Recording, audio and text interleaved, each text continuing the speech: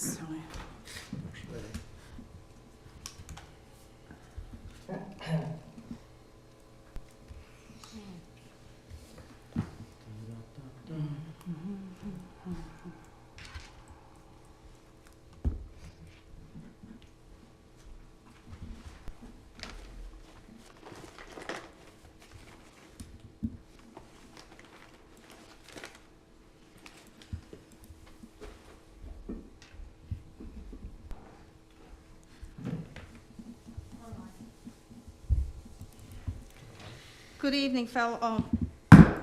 Good evening, fellow councilors. I'd like to call this meeting to order. I'm filling in tonight in the absence of Mayor Scott. So first of all, we get to the adoption for the agenda, please. Let's see that one. Okay, could I go around to get new business, please? So, Councillor Tapper. I got a recognition and thanks. Okay, Pass. okay. Sir. Thank you, and I'm just curious, with the time restraints, should I leave FCM at new business, or can I add it to the presentations part of the meeting for the agenda? There's a portion when, I'm just going to say, if you had something put in there for FCM, you could speak to it then, but if you got anything put in, you didn't put in a report as such, like. No, for you. because the report comes from FCM, but I Yeah. did want to speak, if I could, to a couple of highlights from it. So I don't know if it's best to do that during new business, if there's going to be enough time, or if I should ask for the presentations section with the time constraints. I'm just curious, what do you Way think? you want to, should I handle that, seeing that's something different? Put it under presentations? Yeah, Okay. it won't take long. All Thank right. you. Sounds good. All right, and so next then I'll call for the adoption of the agenda. Can I have a motion, please? So moved. Second. Okay, discussion? All in favor? Aye. Opposed, motion carried. Next I have the adoption of the Public Council minutes dated March 6, 2023. Could I have somebody to move? Moved. Seconder? Second. Discussion? All in favor? Aye. Opposed, motion carried. So is there any errors or omissions in the minutes? If I could, Deputy Mayor? Sure. There was, just for the matter of public record, a question that I asked in the last public meeting about the training for the ice safety with the Torbay Volunteer Fire Department. And when I asked the question if it was an external consultant that did the work, staff did confirm that it was a external consultant. And Mayor had just mentioned that they do their own training, and oftentimes they do. But I just wanted to make sure that was clear for the record, that there is a external consultant who did that piece of work. Okay, so that's noted? Yeah. Okay, Thank you. thank you. So with that update and everything then, is that just, or do we need to have another motion for that? Or is that fine, just with the comments put in? Do another motion? Okay, then can I have a motion for the changes in the minutes, please? So moved. Seconder? Second. Okay, discussion? All in favor? Aye. Opposed? Motion carried. Thank you. Okay, so everybody's got a copy of the motions that are there tonight. So is there any conflict of interest either in that or anything else that we'll be discussing? I have a question. I know there's been a lengthy discussion about conflict for me with the 454A Bali 9 quarry. Yeah. Are we going to operate under the understanding that the decision of council is as is on that one, or should we ask the question of conflict again? I just want to flag it because it's been, as you know, a lengthy discussion, and I don't want to have But any would we question. need to do that again based on the fact that we already have a motion that you're not? If you weren't Okay. in it then, I just look at it and say you wouldn't be So could No. we note for the record that I asked the Ask the question question. and that the motion that we have on file is what we're gonna go with? Would that be appropriate? Okay, yeah. Okay. There was another one, Mary, that I had. My brain is not working right.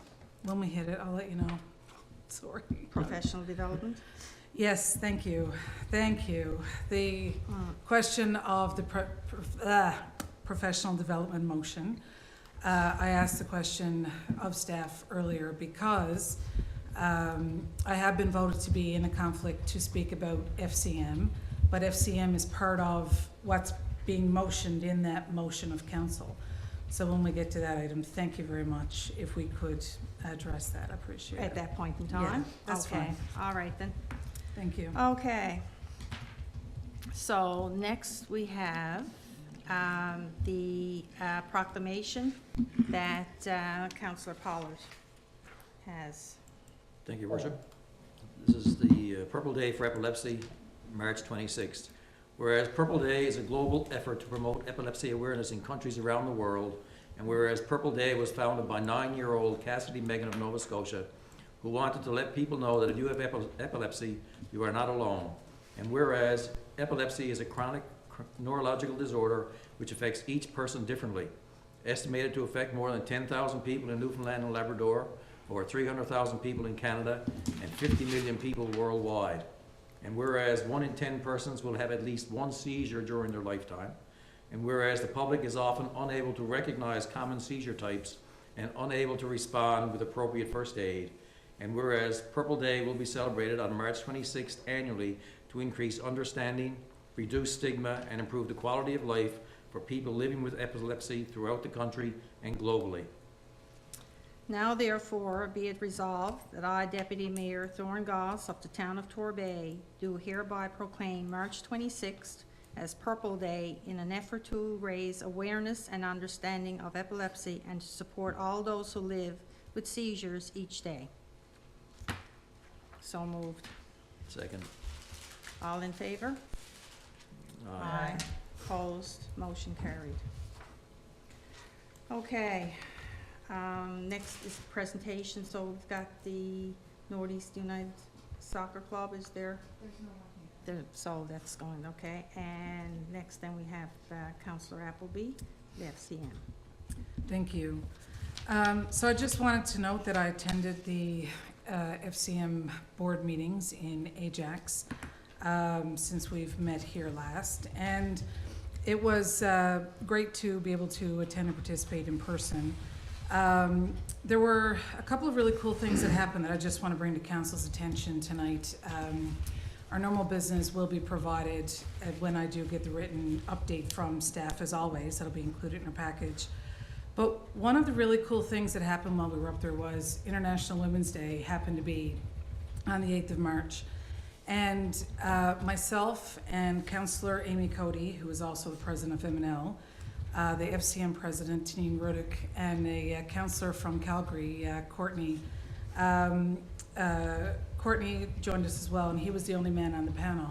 And we talked about what it's like to be a woman in, or a person who participates in the municipal sector across Canada around International Women's Day. And we talked about what work are we doing nationally, what work are we doing provincially, and what work are we doing locally. And one of the things that I'd like to see, because I had to honestly say, within the town of Torbay right now, there's not a whole lot that we're able to do, but let me roll my sleeves up and we'll get on that. So stay tuned, because that will be coming. We also had I submitted a request to President Rudick asking for a We Believe picture for Councillor Elizabeth Laurie. And we were the first community who had the We Believe sign handed to us, and I know it's been all around the Northeast Avalon, which is fabulous. But I thought, wouldn't it be cool for Councillor Laurie to see that her colleagues from coast to coast to coast were standing with her shoulder to shoulder. So that was an amazing moment, and very grateful to FCM for that work.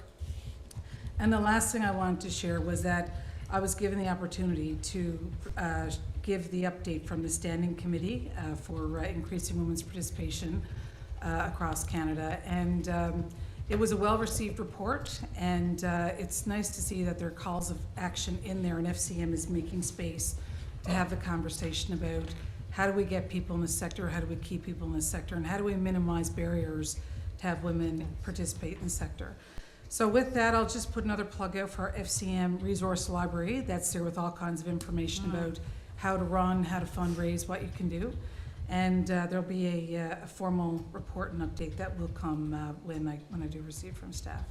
So thank you for the opportunity to share that, Deputy Mayor. Appreciate it. All right, thank you very much. For question and answer, do we have? No. Okay. Mayor's report, I'll leave that up to the mayor when he returns.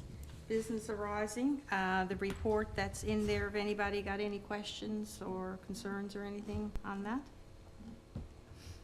No, all good. Correspondence, here from submission to the town council for volunteers in History House. So that correspondence will go on to the History House Museum. And the town of New-Wes-Valley requests to support petition M&L to advocate the volunteer fire department compensation. And we'll forward that to the fire chief for comments and come back to council, but we'll forward to the fire chief. KCAO, that's okay? All right, so. Is this going to go to the fire chief and come back to council via committee, or going to come back to committee of the whole? That there's, I guess it needs to be really discussed once it comes back from fire department. Yeah, Just to make sure we're all on the same page with what yes. potential implications are on a decision one way or the other. Because I kind of thinking when I came in, mentioned it to the CAO, and then looking at their recommendation, what they'll recommend, then come back to council. Okay. All right, committee of the whole reports. So the minutes are there for the March 8th. Deputy Mayor, can I just ask one question Yeah. before you move on to the committee of the whole? The March 8th letter that we have here from the town of New-Wes-Valley, Yeah. if they're looking for M&L to take action, it might be best to send communication back around, or for committee as it considers it to be part of the communication that goes back to consider a resolution for M&L. The resolutions are brought forward by the municipality working with M&L staff, and then they're tabled at the AGM, discussed and voted on, and that's where M&L takes its directive of what it's going to advocate on and work towards based on the classifications of the resolution. Okay. So just to note, because I'm the vice president of the organization and well used to communities advocating for different interests, that might be part of the conversation that should be considered in a response around that, because Okay. that would be the process we would follow. Okay, so we got note made of that, and so we know, okay. All Thank right. you. Perfect, thank you. All right, so the committee of the whole for March 8th is there. So we go down over each one of those. There's a motion in that there, so I was gonna say that's a HR motion. So Councillor Manning, do you want to do that? Strategic plan? Okay, will I just, excuse me, will I just read the motion? Yes, yeah, because the rest of it is for, I go Everything- back again for yeah. information. Yeah, thank you. Everything else is there, so motion, Town of Torbay to adopt the 2023 to 2025 strategic plan as presented. So moved. Second. Okay, any discussion? If I could. Yeah. I'm just curious to understand, my understanding of it is that this strategic plan was finalized on March 8th in a meeting with members of council. I don't know that we have been able to or had the opportunity to engage the public to have a discussion about the strategic plan and what is proposed before we adopt it. And we do it with budget every year on an annual budget cycle to say to people, hey, listen, here's what we're proposing. Would you like to have a say in the matter? I am concerned that we're bringing forward a strategic plan. We've been a year on this now, working toward it. But a strategic plan that has not had public engagement, feedback, and consultation, it's not something that I'm going to be able to support tonight.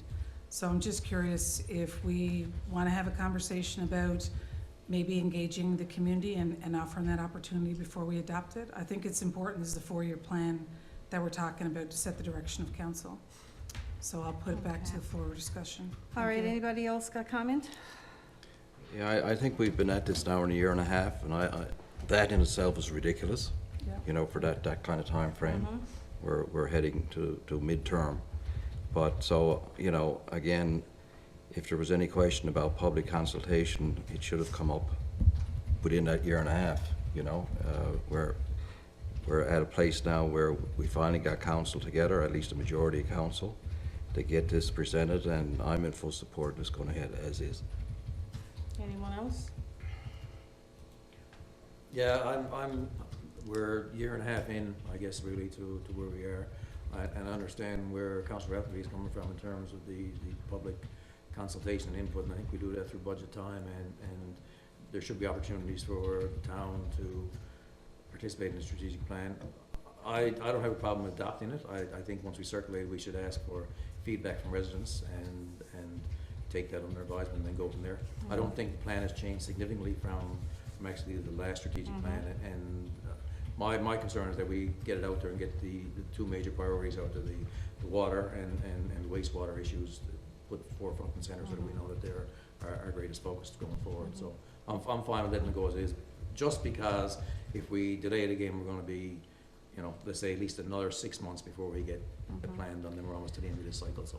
Okay, and I just wanted to add that I think when we talked about this originally, it was going to be done the same time as budget, and I remember having a conversation that we had just gone out asking for budget input, and that it would be similar, and we looked at what our thoughts were on strategic plan, that we had already gone out to the public, and it can be a living document, so if there's any changes, while I hear what Councillor Appleby is saying, I think that after the input and discussions that we had, I'm fine with supporting it as it is. So Councillor Manning, it's back to you. Okay, and I do agree with the Deputy Mayor and Councillor Paul and Pepper in that to get this adopted now. And as you said, Deputy Mayor, it is a living document. So it's viewable for all public. And I do understand Councillor Appleby's concerns and voicing that part of about a consultation, but the time frame and where it is connected to budget, the survey done budget time, I think should help us here, or has helped us create it and gone back to its living document. So any comments received, you know, can be looked at and analyzed in, certainly.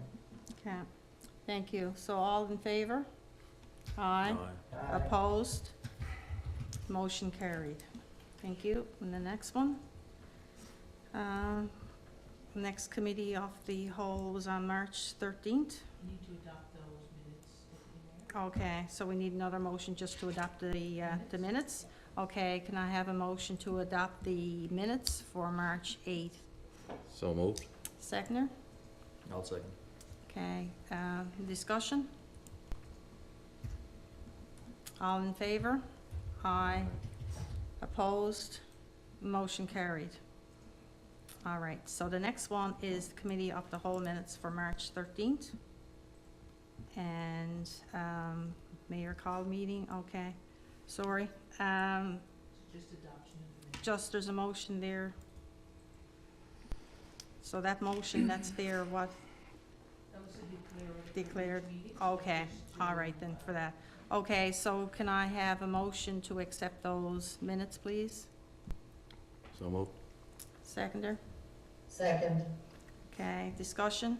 Just one point of clarification. Okay, Under item 2, it says council discuss the CAO's goals for 2023. My understanding was that we were discussing a framework of the the role of the CAO and how we were doing performance evaluation on that position as a position. The way that it's written there, it looks like council discussed our current CAO's goals for 2023, but that's not my recollection of the discussion we had.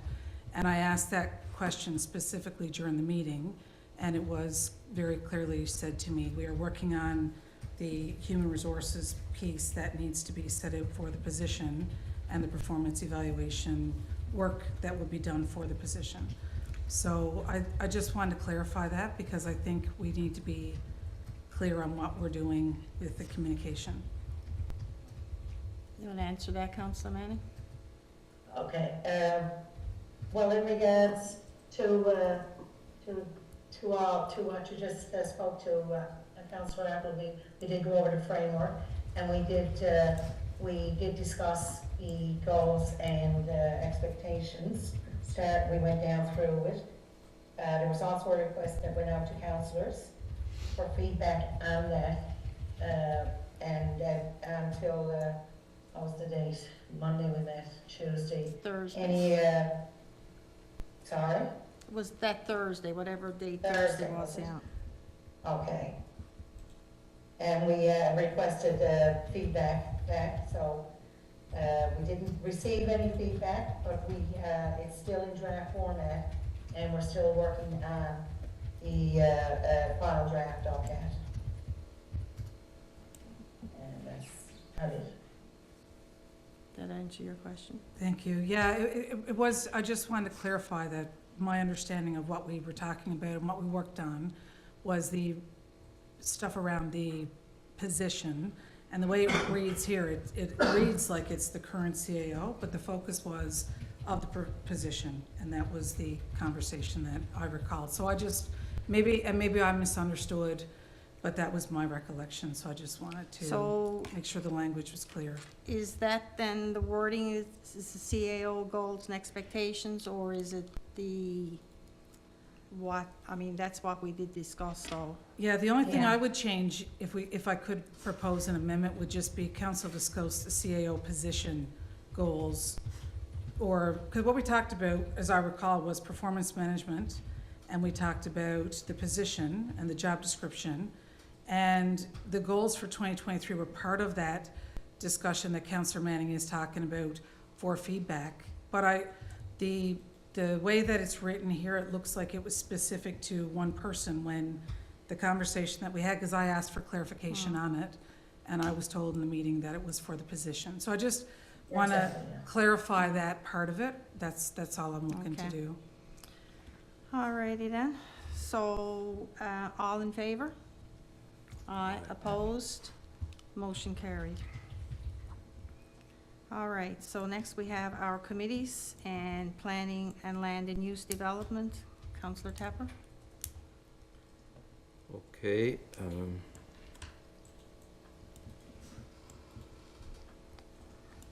our committee met on Wednesday, the 15th of March. We have some motion items.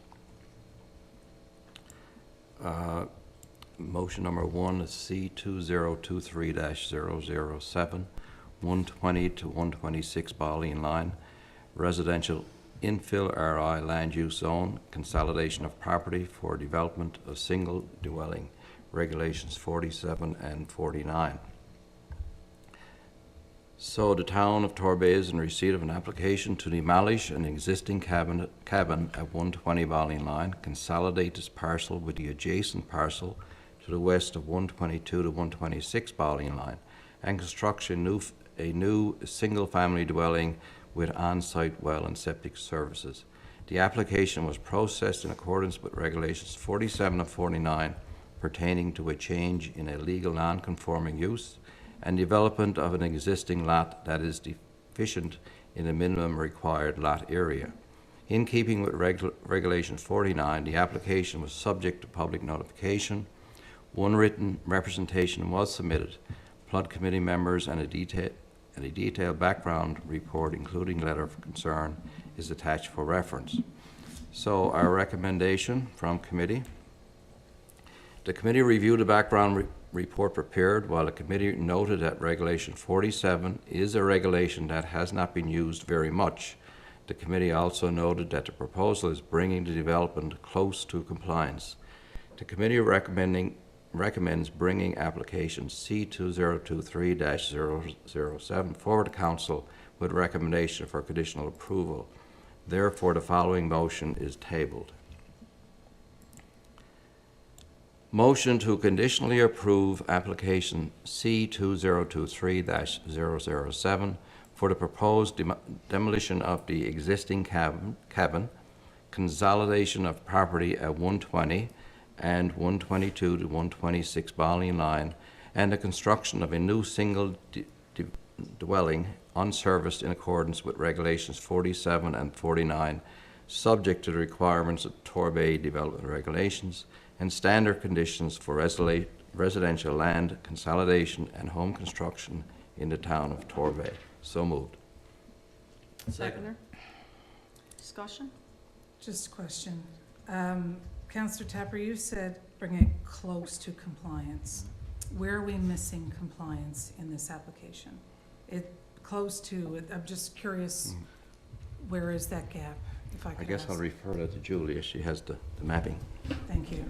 Yeah, the application is deficient in the minimum required lot area by about 230 square meters. So it's just shy of what could be processed under variance consideration. So that's the only development standard that's below what's normally required. Everything else can be met. Thank you. Okay. Anybody else? Okay. Vote. Call, I'll call question. call question.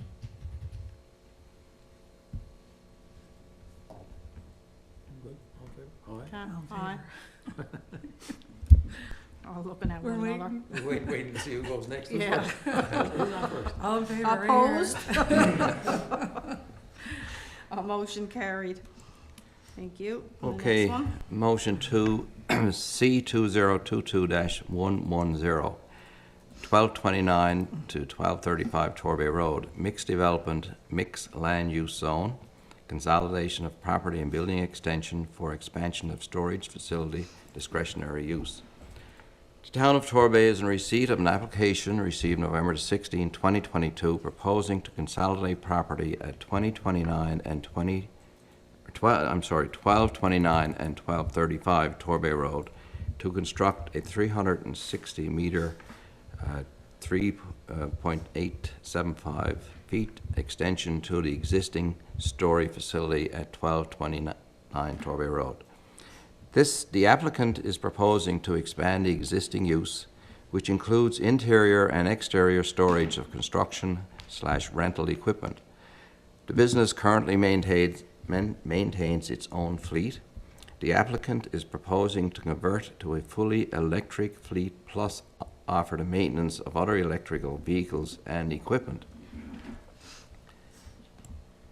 The proposed storage and minor electric automotive repair uses are considered light industry, which is listed as discretionary in the mixed land use zone. This application was processed in accordance with regulations 33 and 90, requiring public consultation. The town did not receive any written representation. 2 phone calls were received. A detailed background report and PLUD committee minutes are attached. So the recommendation. The committee reviewed the report and noted that no written representations were received. They also noted that the business is expanding, which is positive news. Some of the exterior storage will be moved indoors, and the property at 1235 Torbay Road will become commercial. The committee concurred with the department's recommendation for conditional approval of the application. The committee recommended that landscaping and beautifying the existing bank along Piper Stock was important, with hydro seeding or wildflowers and natural trees/shrubs, as well as that wooden privacy fencing along Piper Stock Place only be installed to facilitate screening between residential and commercial properties. The department recommended that the proponent explore resident concerns about the driveway entrance width and tractor trailers backing into the lot with Provincial Highways Department. The committee generally supported that the applicant explored this. However, it was noted Torbay Road falls under provincial jurisdiction. So the following motion is tabled. Motion to conditionally approve application C2022-110 to consolidate property at 1229 and 1235 Torbay Road to construct a 360-meter, 3,875 feet extension to the existing storage facility, expand the exterior storage yard, and undertake minor vehicle repairs subject to the following conditions. 1.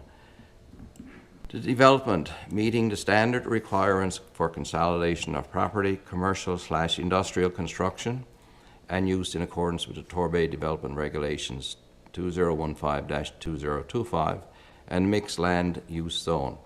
2. The provision of 6-foot-high wooden privacy panels/fencing along Piper Stock Place only to screen yard from view of residential areas. 3. Provision of a landscape plan illustrating proposed tree and shrub plantings for naturalized buffer along the Piper Stock slopes to screen fence and yard from view.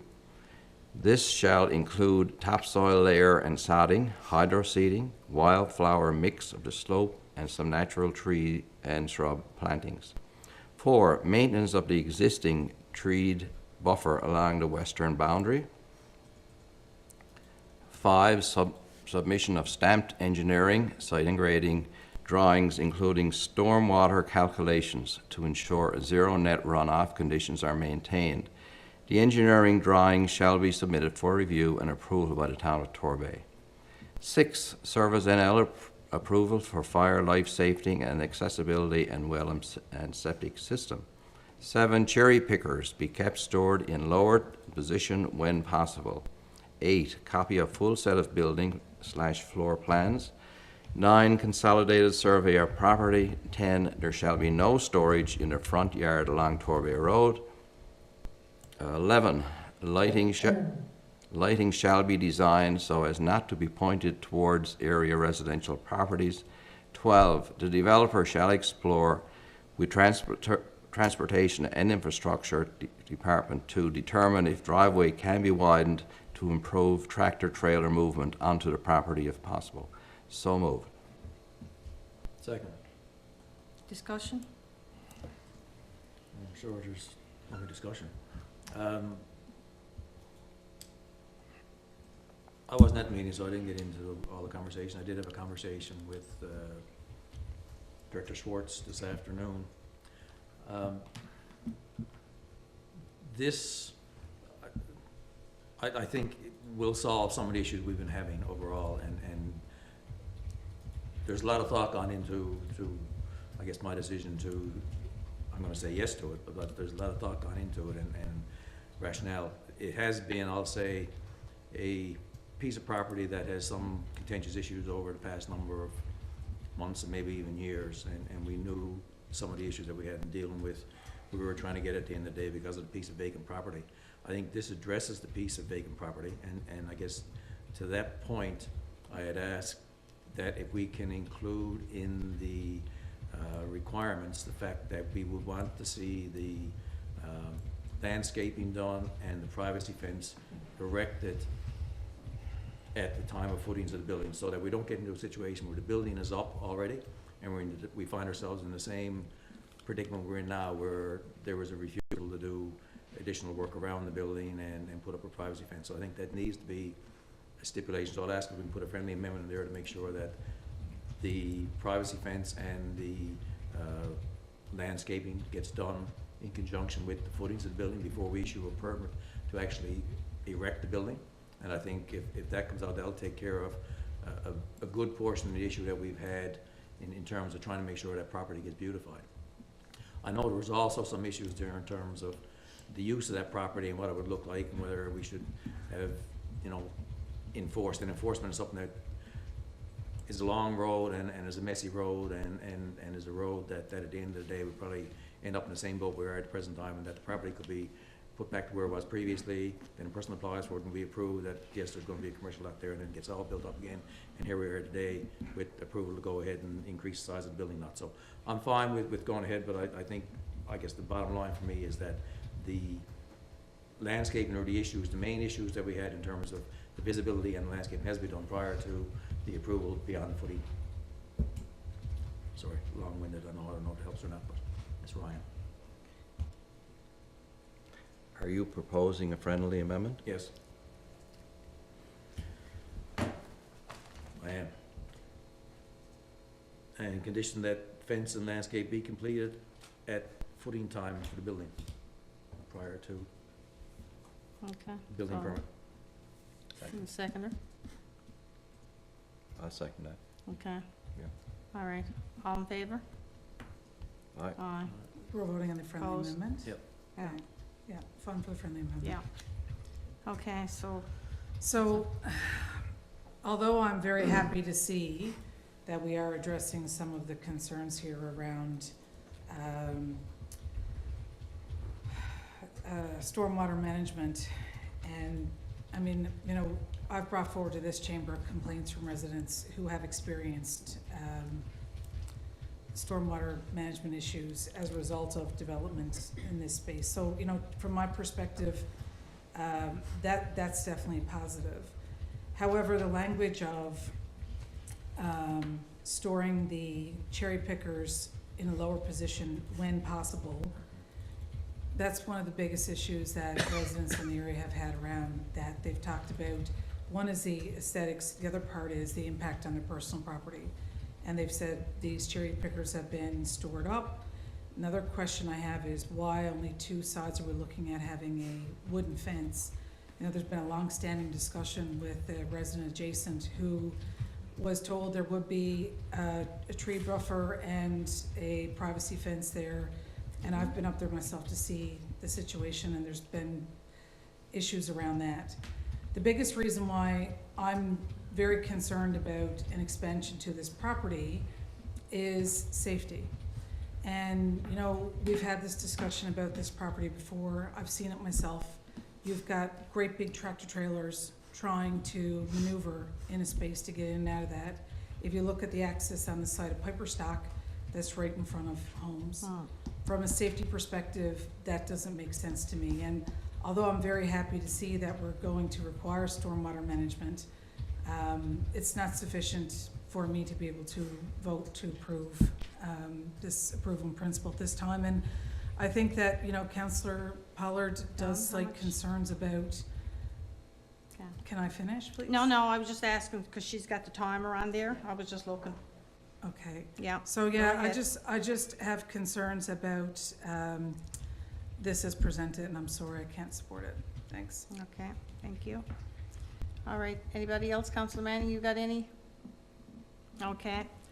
It was great to see that, that it went out, and with regards of no written concerns, 2 phone calls, so it's good to see the way that it's after progressing, and that they're looking at doing the landscaping with regards, and it'll be good to have that put in early on, so I will be supporting the motion. So, all in favor? Aye. Opposed? Motion carried. Okay, thank you. Deputy Mayor, for the public record, could we just have staff share with public what communication was sent out so that, because I'm gonna get asked that Well, it question, went- I'm sure. Yeah, I saw that we had Yeah, gone out in the, But just for public record, can I ask Julia to share how it was shared out with the community and the people in the area? Just so that we have that information on record and I can point to the meeting, please. Yeah, so there was a mail out to area residents. It was posted in the Northeast Avalon Times, and it was circulated via social media, so that it would have been on Facebook and Twitter and posted on the town's website. Perfect, thank you very thank much. you, Julia. Okay, Appreciate that. Councillor Tapper? You got anything else in? Yeah, there's another motion, number 3. RZ 2023-001, Ellard Place Amendment, Comprehensive Development Scheme, Residential Subdivision Area, RSA Land Use Zone, 7-lot residential subdivision unserviced. The town of Torbay is in receipt of an application proposing to amend a 2.619 hectare sized area currently zoned residential subdivision area, RSA, for purpose of extending Eldred Place and subdividing land for a future 7-lot residential subdivision unserviced, ending in a cul-de-sac. The current zoning is residential subdivision area, RSA. The preparation of a simple development scheme and rezoning to residential large lot, RLL, will need to be prepared. A detailed background report and PLUD committee minutes are attached for reference. So the recommendation, the committee supports the department's recommendation and noted that the rezoning is the first step in the process to be able to consider a potential future subdivision of land in the Eldred Place area. So the following motion is tabled. Motion to proceed with the preparation of a comprehensive development scheme and rezoning in the Eldred Place area, Eldred Place amendment, north of the Torbay Bypass Road, and undertake associated public consultation as required by the Urban and Rural Planning Act 2000. All costs associated with the amendment process are that of the proponent. So moved. Second. Discussion? Just one question. I'm just curious about access to the new subdivision for, I think it's fabulous that we're entertaining the discussion around having a new subdivision here. What I'm curious about though is access, because the road going in there is a little old, it's quite narrow. You know, I'm just wondering, like, are we considering, if there's gonna be increased traffic here and increased development, maybe considering that part of the discussion as we move forward in this? Because you're going in that area, if you're going in through the Pine Ridge, is it Pine Ridge? My Torbay geography is not strong tonight. But if you're going in one side there, looking up, you've got the new roads and access, but on the other side, coming off Torbay Road, it's a very narrow road. So I'm just curious about traffic congestion and impacts. Have we considered that? Would that be part of a stipulation for development? Would that be part of the town's planning for road updates? Like, how do we manage that part of the discussion? Well, I guess, you know, again, this is the first step, and once we get the drawings, the complete drawings, and they may not include, you know, the entrances, because this is on this side of the, I guess, is the east side of the bypass road, right? Yeah. So until we get the full, you know, drawings, then we could sit down and you know, determine if the access points are up to scratch to handle the traffic. I know what you're saying, because Quarry Road is very narrow. It is. You know, old and new, you know. But we're gonna have to have a look at that and see whether the town can do it or the developer can do it, you know, it's got to be looked at. Yeah, if we could have some information about that for next steps. I have no problem with the motion as presented this evening, if we could maybe have some consideration or a friendly amendment to consider the traffic situation, because at the end of the day, you know, this growth with unserviced lots in that area for our town, I see it as a positive. Mm-hmm. The only concern I have is with the daycare there. Like you said, you know, the entrance off Quarry Road is quite narrow and it's old, and is it able and capable to take the traffic that, you know, could and would be a part of an expansion? Mm-hmm. So if we could consider that, I have absolutely no problem Yeah. supporting this. Okay, anyone This- else for discussion? Yeah, I Sorry. just want to make one more comment. I consider this being part of the older, you know, part of town, because of the location, but this is only one new subdivision proposed that will impact the sites. There's other ones around town that we're all aware of, Right. where the roads are narrow, you know, and there's substantial development proposed. So, you know, we're going to have to look at every one of them as they come through. Okay, Yeah. who's, you got Thank you, anything Councillor to? Tapper. Thank you. I just, Okay. maybe we should, you know, have that conversation with the developer before they go through the process of rezoning, if there is any stumbling blocks in terms of the road size going into this subdivision. That would be my only concern, is that I wouldn't want someone to go down the avenue having something rezoned and then find out afterwards that they wouldn't be able to proceed, so. Well, I guess we can have that chat with them, so that won't have anything to do with regards to the development scheme. That, No, I think, I remember even last year when another developer was looking in that area, and if the road was going to be upgraded, it would be at our cost. And at that time, I know it was something that, am I right, Director Winter? We had talked, we had talked about that, but it would be at our cost about upgrading the road going in there, and that's not something we were in a position to entertain at that point in time. So that's, would be a bigger, I see that being a bigger discussion. Yeah, I think this section going towards Pine Ridge, the opposite way where this one's Yeah. going is T the other way. And we are upgrading that somewhat this Yeah, year, that section. Because even if we could end up looking at that for roads, there's other places that we've had, that's where I look at a development and that going in, and roads are narrow. So, anyway, so with that, all in favor? Before you do that, Deputy Mayor, Wait just now, hold just on a now. point I of know. clarification on what you said about the town absorbing costs for developments of subdivisions. Can I get For roads, clarification? for roads going in, like we've had, it when I was on the committee, there's other areas in the town that the roads are narrow, and the town is not in a position to take over widening the roads going in for the betterment of a development. So that was something that we had talked about in the past, but that's something for a future discussion. But the question that I have on that, and the reason before you call the question, I wanted to get clarification, because I understood, and maybe I'm wrong, and let me know if I am, because it's before my time here in council, but I thought that the roads for these subdivisions had to be put in by the developers. Yes, but not the roads going in, like if it's already an existing road, Okay. that wouldn't be upgraded So or the anything for expansion that. to an existing road is the cost of the town? Yes, Okay, that's the clarification Yes. that I was looking Yeah. for. that would be, you know, Right. with And- us. And the last thing before I vote, when Director Winter, you had said that we're looking at a part of that road down there. Can you just point to me on the map where that was, because I missed it? I just want to make sure I'm clear. Sorry, I was working on something else there. Yeah, so Eller's Place, so the road that we're working on is actually from the bypass out to Quarry Road itself, on Quarry Road Extension. So when Okay. you go in Quarry Road and you turn to the left, is Quarry Road Extension. So that piece between the bypass road and Quarry Road itself.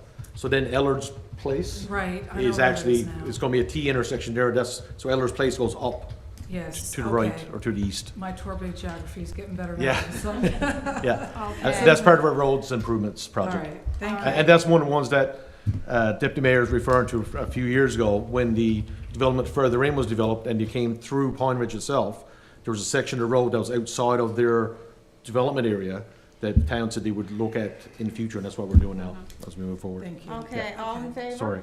I'm fine with that. Aye. Opposed? Motion carried.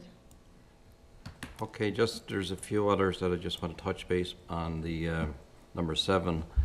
number 4, appeal. No, board. number 4. Oh, wait now, where am I to jump the line? Okay, sorry. So the appeal board, number 4, the appeal board decision, appeal number 15-006-072-057, 454A Bowling Line, Rural Land Use Zone Council decision upheld. So the committee acknowledged the receipt of the appeal board decision about appeal number 15-006-072-057 regarding council refusal to issue a development permit for a quarry at 454A Bowling Line, and is forwarding the decision to be tabled at the upcoming public meeting of council for record and information purposes. The appeal board confirmed council's decision, and the appeal board's order is binding. A copy of the appeal board's order is attached for reference. So motion to table the Eastern Newfoundland Regional Appeal Board's decision regarding appeal number 15-006-072-057, 454A Bolling Line Quarry refusal for public record and information purposes. So moved. Second. Discussion? Just before we take the vote on that, if I can note the conflict question and make sure that that's noted, that I'm happy to walk away from this. I know the council took a decision earlier, but because there's been a lengthy record on this, I'm happy to walk away. So if council still stands with this decision of not being in conflict on this file, then I'm fine, but I just want to note it and record it and make sure that's there for the record. Okay, so we have it noted. Thank you. Okay, so if there's no discussion, call question. All in favor? Aye. Opposed? Motion carried. Some number 5, 2023 permit listing. Attached are permit listings for weeks ending March 16, 2023. So the following motion to accept permit listings for weeks ending March 16, 2023 as tabled. So moved. Second. Okay, discussion? All in favor? Aye. Aye. Opposed? Motion carried. So I just want to mention a couple of things, just for information. I think number 6 is self-explanatory. The number 7 is another appeal on Camp Carey Road regarding a cell tower. We're going to refer this back to the committee to hold for more discussion. It's because the council had some questions. I just want to mention the new municipal plan review is started, and just mention there's a Torbay community planning table where we invite residents to come in and submit or whatever online. So that's ongoing. And relating to that, there's a call, RFP proposals for consultants as well. And I believe that's it for that. Solar panels. Solar panels on the town hall roof have been active for a while. Just a few days ago, a tracker has been installed that will shortly be placed on the town's website. It shows the production of solar power, our energy balance on what is being consumed and produced by the panel's CO2 savings in kilograms, kilometers driven and trees. And it is exciting news. At least it's working. It's a trial, I think, started a few years ago, but good job by everybody. I was keeping an eye on him, make sure he was gonna put that in about the solar panels, Julia. I knew that was exciting. That was the most exciting thing happened last week at our meeting. Anyway, thanks for that. If I could just note, there's FCM funding involved in that partnership as well to put those there. So something, you know, I think that it's a very important addition to the town, and it's great that it's a good news story. But it's also pretty cool to be an FCM board member here, experiencing my council talking about how great that is when it's an initiative that, you know, we lead across the country. So thank you. There you go. So that's it for my report. Thank you very much. Okay, moving on. Administration and Human Resources. Are you feeling okay to do that, Councillor Manning?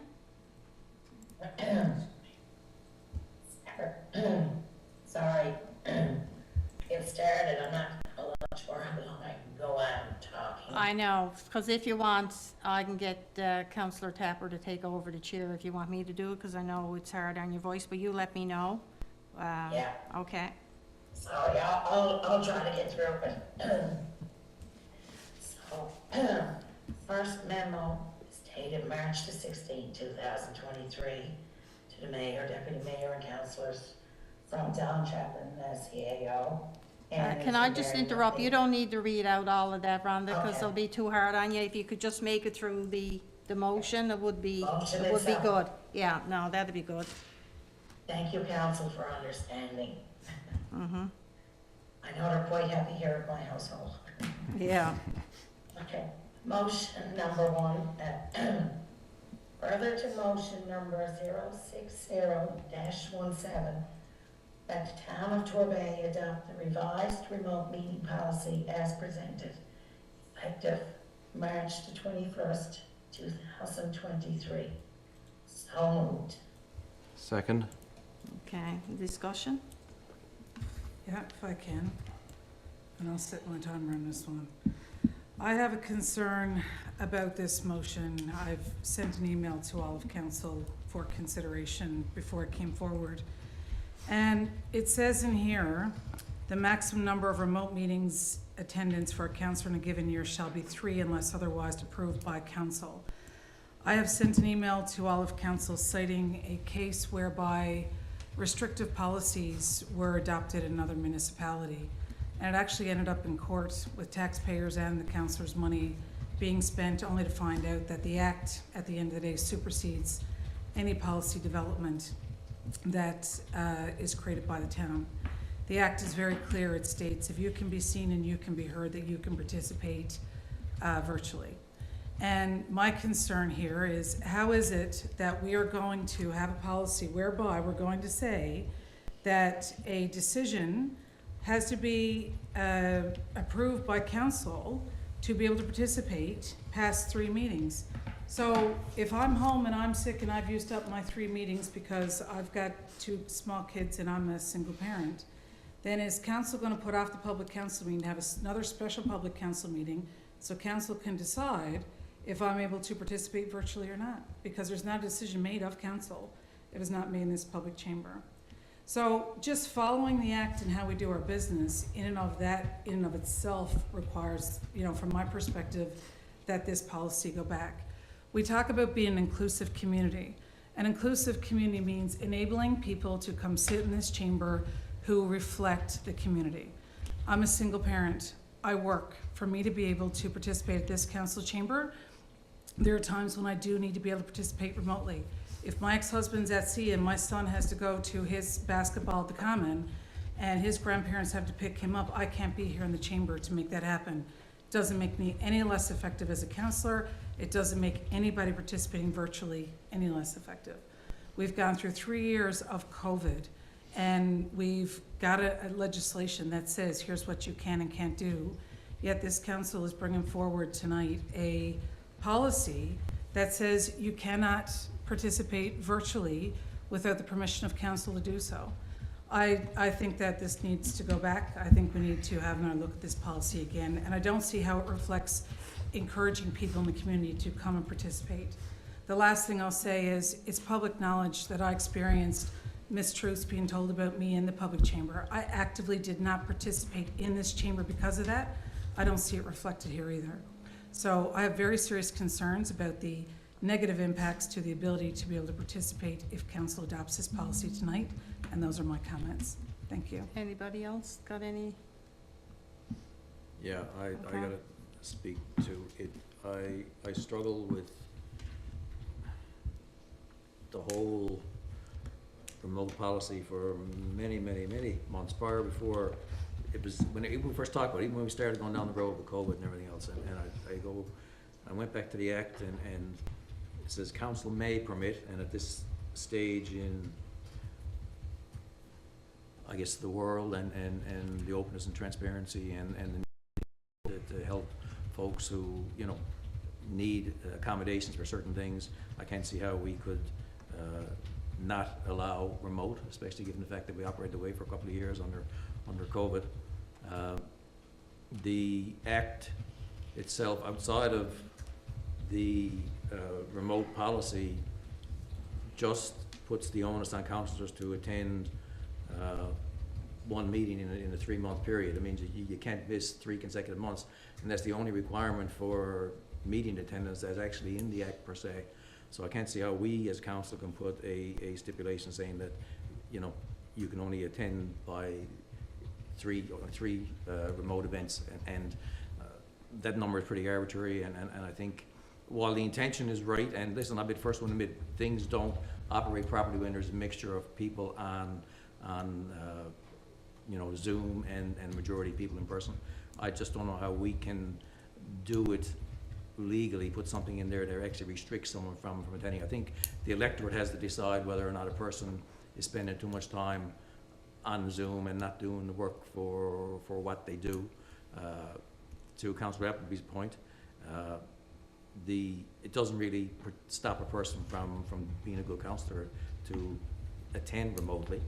And listen, I hate remotely, I really do. I'm just struggling with the whole, how can we restrict that, and in some cases, we gotta make accommodations for, you know, all walks of life to be able to attend council meetings. And it's gonna be a way of the future. I mean, just look at what's coming behind us in terms of our younger generation, everybody else, and the reliance on remote technology and things. It's gonna be, you know, someday just gonna be remote meetings and not even be in public.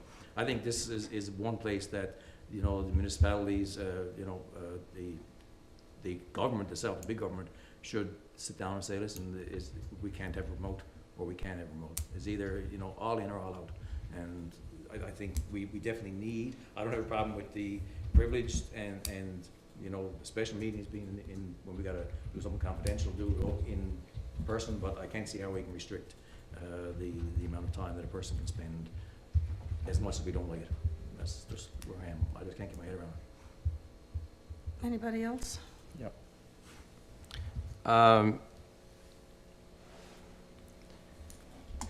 There is one condition, you know, attached to this with the permission of council. So that leaves it open. You know, this is not the ours is not the first community who has adopted a similar policy like this. So I know where you're coming from, Councillor Appleby, but I think, you know, 3 is very, you know, very small number as far as I'm concerned when you're talking about an annual, and I just prefer for open debate that it be face to face in the chamber. I've been here now 14 years, and that's my maybe old-fashioned way of saying, you know, that's the way business should be handled. So, you know, again, because there is that condition that if you can't make it, if you're beyond your third meeting, and if you can't make it for the next 3 or 4, ask permission of council, plead your case, and we'll deal with it. Councillor Manning?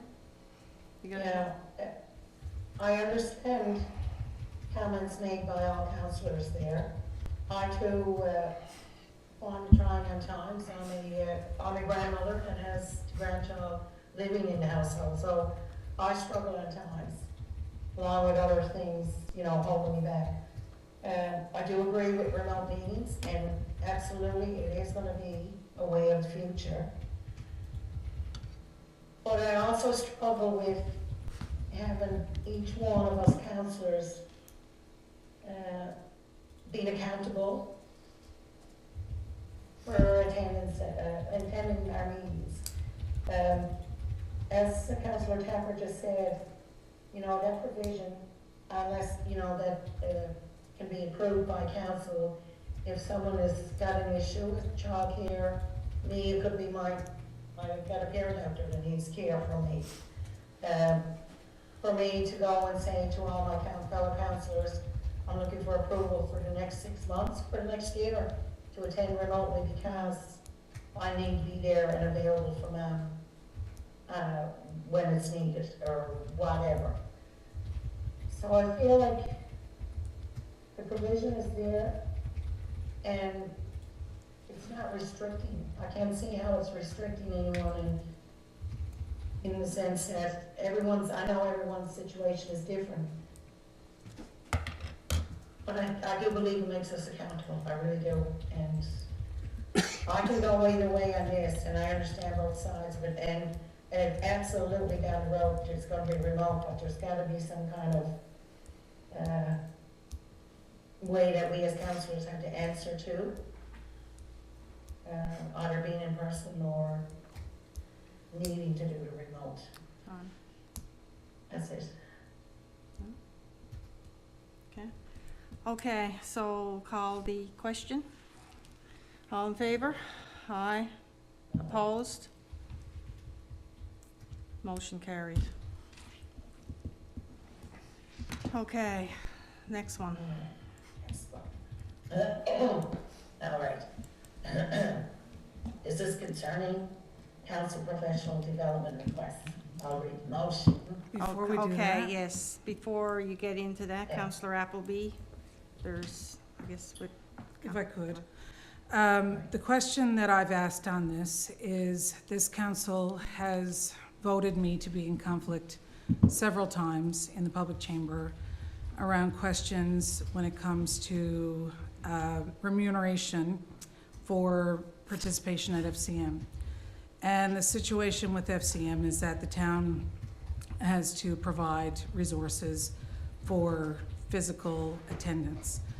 I have submitted in the last budget process a hybrid model.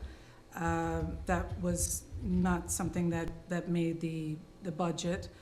I have very limitedly ever spoken to FCM because of that, and I did ask the question when this came up in the last package, how is it that I can't vote when it comes to allocations about FCM, but we can each vote here on this motion about allocations pertaining to ourselves? So I asked for clarification on that, because if I'm and have been voted by this council to be in conflict, how pertaining to FCM and FCM allocations are in this motion, how could I make a vote on it? So I will defer back to council to take a decision. Am I in conflict when it comes to FCM remuneration or not? And in doing so, I will cite that there was a question asked when I did ask about this the first time this came up about changing the allocation for FCM. And the question was asked at the time if I was in a conflict. And there was advice given that on that email requesting that information that I was not in a conflict. So at this point, I'd like to have some clarification about should I vote on this or not, because it's quite tangly for me. Okay, so Sia, you got some clarification on that? I understand. did speak to Municipal Affairs regarding the issue, and in my memo, I referenced the Municipalities Act, sections 99, subsection 102, and section 205B. If Councillor Appleby is unsure, if she feels that she may be in a conflict, my recommendation was for council to take a decision whether she is or is not in a conflict, and that was also the guidance from Municipal Affairs as well. Okay, so do anyone want to put forward a motion, regardless if Councillor Appleby is or is not in conflict? I'll move that in this situation, Councillor Appleby is not in conflict. A second. Second? Okay, discussion? I'd like to, from my perspective, Okay, go ahead. okay,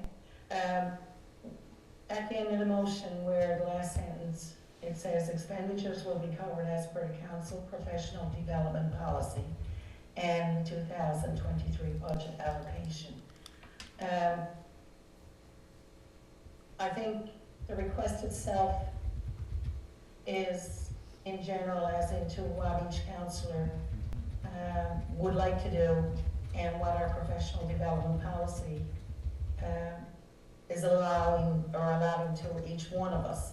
And in the development policy, professional development policy, it is clearly stated that if we don't have the monies to cover something that we want to do, we can certainly do it at our own expense.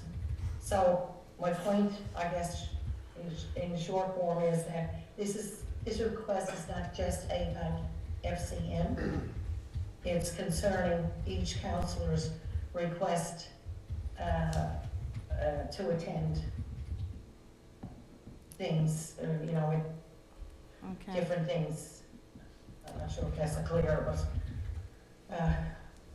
Okay. that's my view on it anyway. Okay, thank you. So the question will be with regards that she's not, Councillor Appleby. So all in favor that she's not? Not in conflict. Aye. Aye. Opposed? Motion carried that you're not in conflict. So can I ask one more question about conflict then? Do we need to rescind the motion that I am in conflict pertaining to FCM for me to be able to vote on this, because even though I've been voted to not be in conflict on this specific motion, because FCM is in here and I have been voted in conflict to be able to speak to or vote on anything to do with FCM at this table, I think we need to rescind a motion for me to be able to be found to be not in conflict.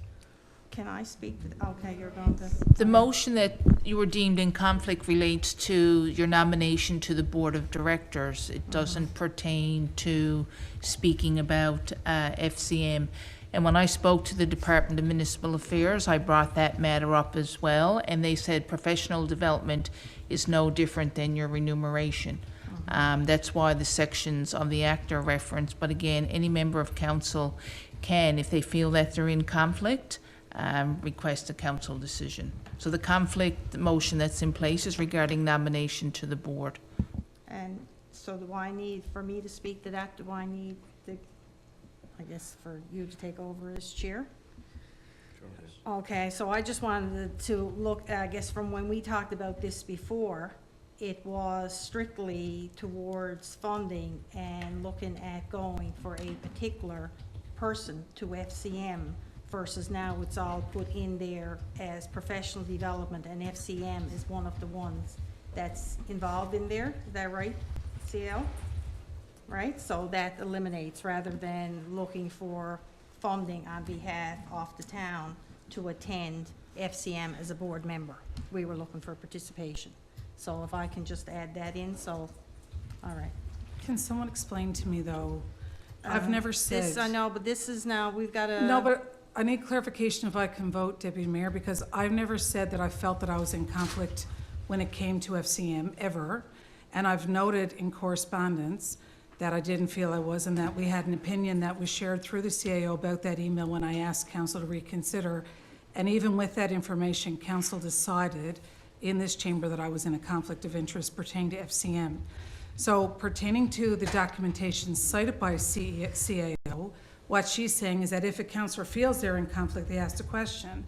I never ever felt I was in conflict, but I asked the question because someone had raised the question of if I was in a conflict, and it was looked into, and at that time I was advised via email that I was not in a conflict when it came to anything to do with remuneration or travel expenses around FCM, which is what I understood. Then council took a decision that I was in conflict, and it wasn't just pertaining to my ability to run for the seat. It was actually around allocations when I brought motions forward asking for resources that were still in the GL to be able to participate, as recent as November 2022 when this question came up and I was found in conflict. So for me to vote on this tonight, we either need to rescind a motion that I am in conflict about FCM because it's noted in here, or we need to get further clarification before I can take a vote. Because what you're saying is, I'm not in conflict on FCM on this particular motion, but I am in conflict of interest on something that the CAO just cited that I can't be found in conflict on as per her directive from Municipal Affairs. So I'm still at this is tangly. You've said, yes, I can vote on this, but there is a standing motion at this council table saying that I cannot vote on FCM. But But I I've thought just they were learned two from separate. CAO that is not actually in line with what the directive we have from Municipal Affairs. But I understood it was two separate issues, like this is in here for personal development if anybody wants to attend FCM, whereas the other one was for funding to be a board member and attend FCM. That's what I understood, for additional funding. So I The don't motion, know. the motion on the table, Yeah, if we I'm could gonna need ask advice Ann to for pull you it from up. this one. We should ask Ann to pull up the motion. We have a record of the motions, and the motion states, as I recall, that the council found me to be in conflict to vote on anything to do pertaining to the finances for FCM. And if that's the case, that's exactly what we have You here. can't? No. Yeah. You need to go into recess. No, I'm not going to go into recess for, she can't do it right now, so it's something that would need to be done. But I understood, that's my understanding, is it like CAO? That it was for particular funding that was remaining there to go to board meetings as a board member, whereas what we're voting on now is for personal development, for somebody or council to attend FCM as a counselor to participate in FCM. That's what I understood, and that's why. But Deputy It's a Mayor, the different- items that I have in here are specifically not to show up at FCM for the one event a year that anybody can participate is the June conference. That's what you're referencing? Yes. What's in that's- here right now is FCM board meeting, and the FCM conference, because we just got notification by email today that nominations, that'll be in the next public meeting, that I will be reseeking that seat, looking for council's approval. And what that would be is to attend the conference, to be able to run for my board seat again. So everything that I have in here around professional development to participate at FCM is as an elected board member at the table.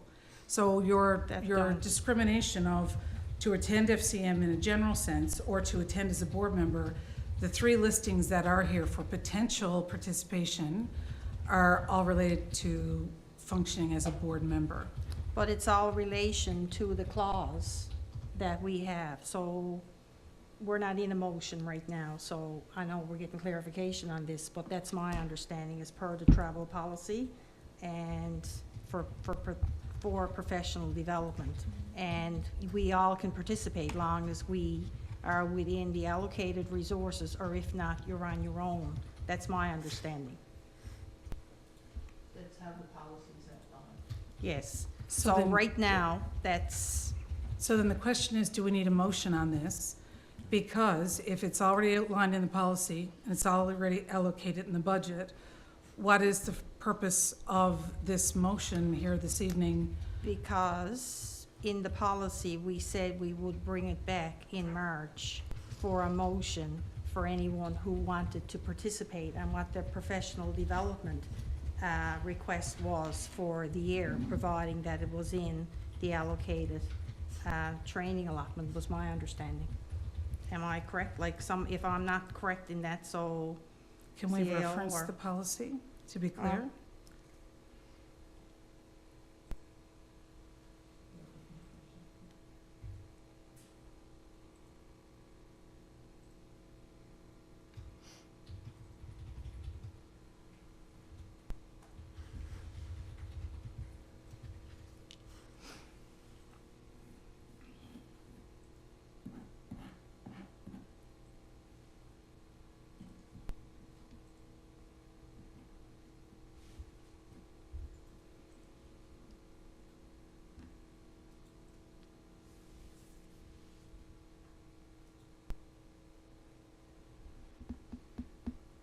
Tony, want to sing a song?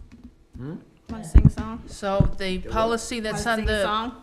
Silence. I'm singing a song in my head here, because I'm saying, so what it says on page 2 of the policy, approval process, all members of council, including the mayor, will be required to submit their professional development and travel plans to council for review and approval prior to March 1st of each calendar year.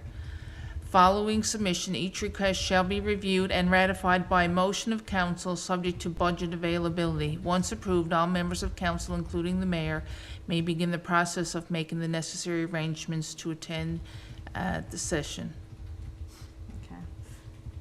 Any member of council, including the mayor, who wishes to attend a professional development at their own expense shall advise council of their intent to attend the session, provided there is no cost to be incurred by the town.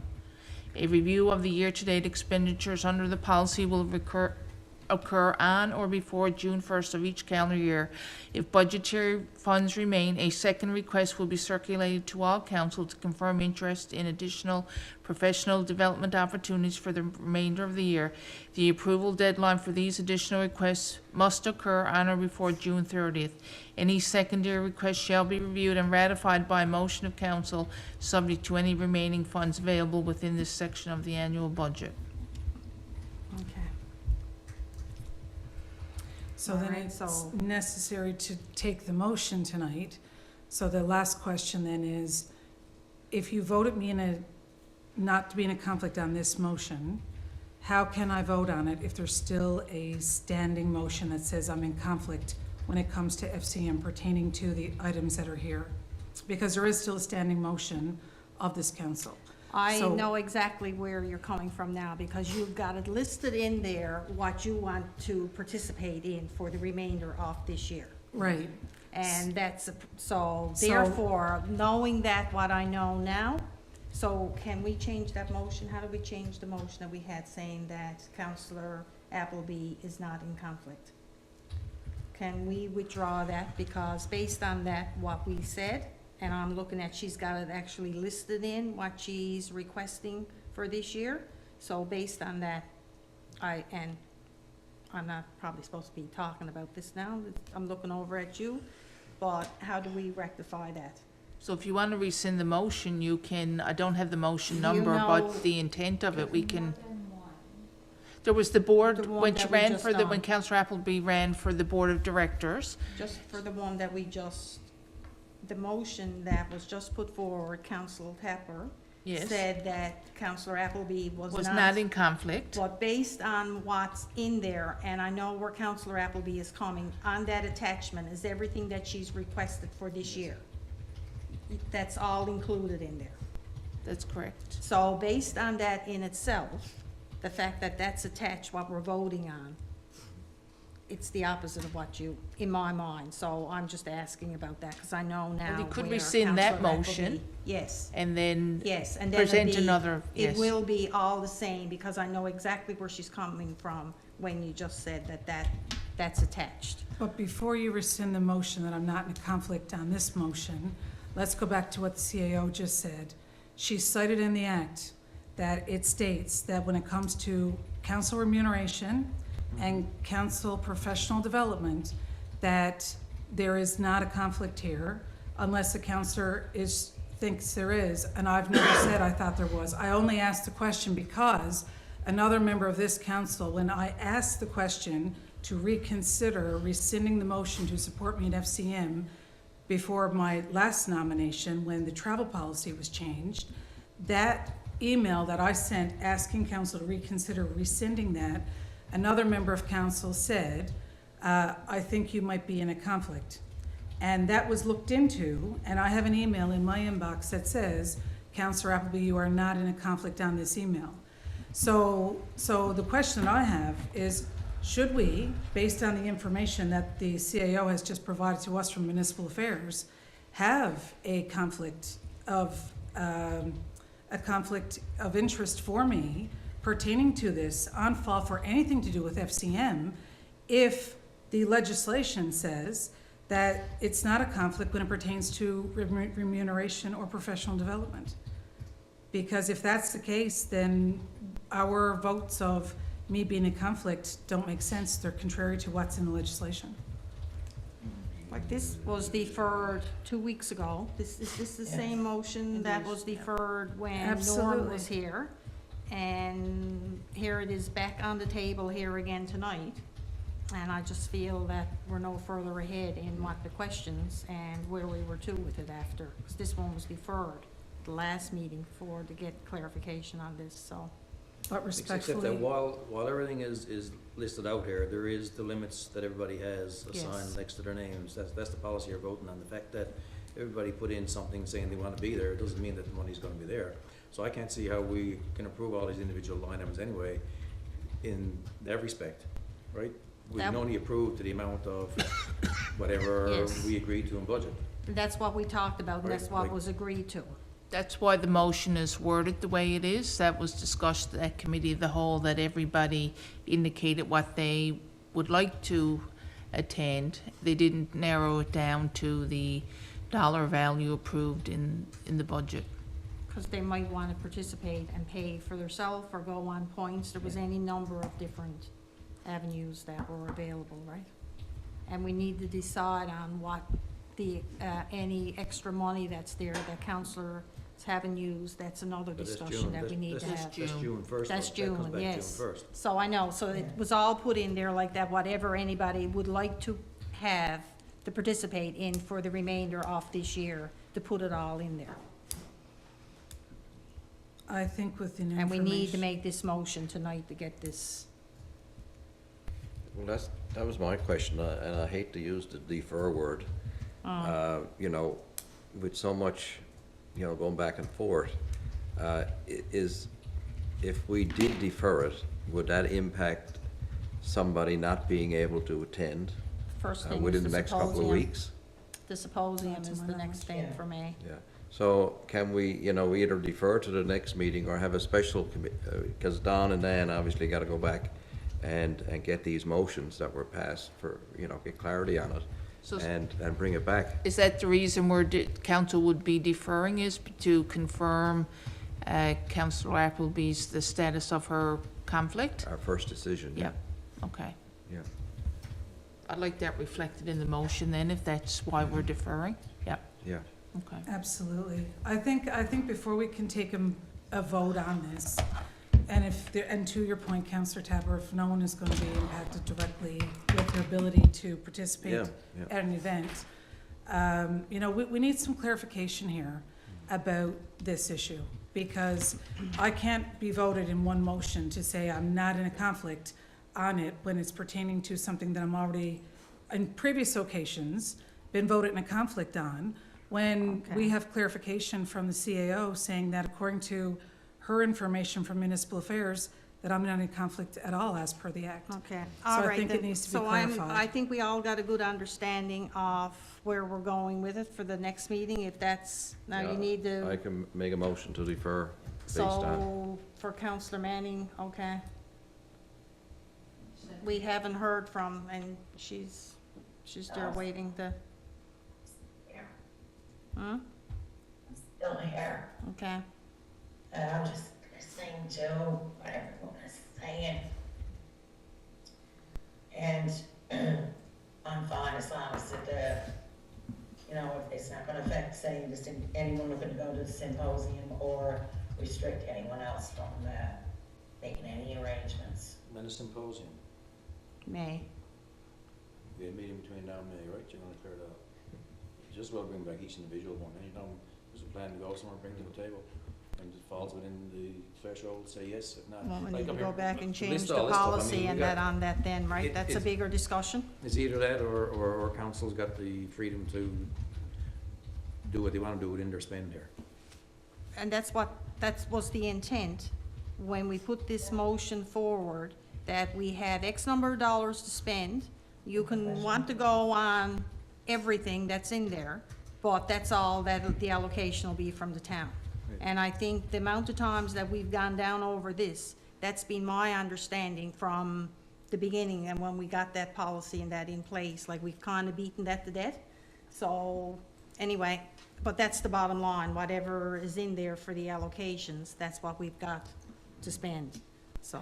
can I stipulate in, Any, my motion to defer to the next public council meeting, and that's the limit. Right, let's get it done, and let the staff research it and clarify it, and we'll have a vote. well, it was clarified according to Well, what we the thought. CAO had done from the last Yeah. one, so. Yeah.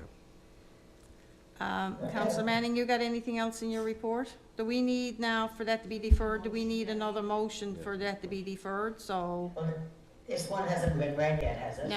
No, it's the discussion, but you still got to defer that one that you've got coming up there. So it was moved by councillor Tapper, but there was no seconder yet for the deferral. I'll second. Okay, discussion. All in favor? Aye. Am I allowed to vote Opposed? to defer? Hmm? Am I allowed to vote to defer? I guess we had said that you were not in conflict, right? Yeah, you can vote on Yep.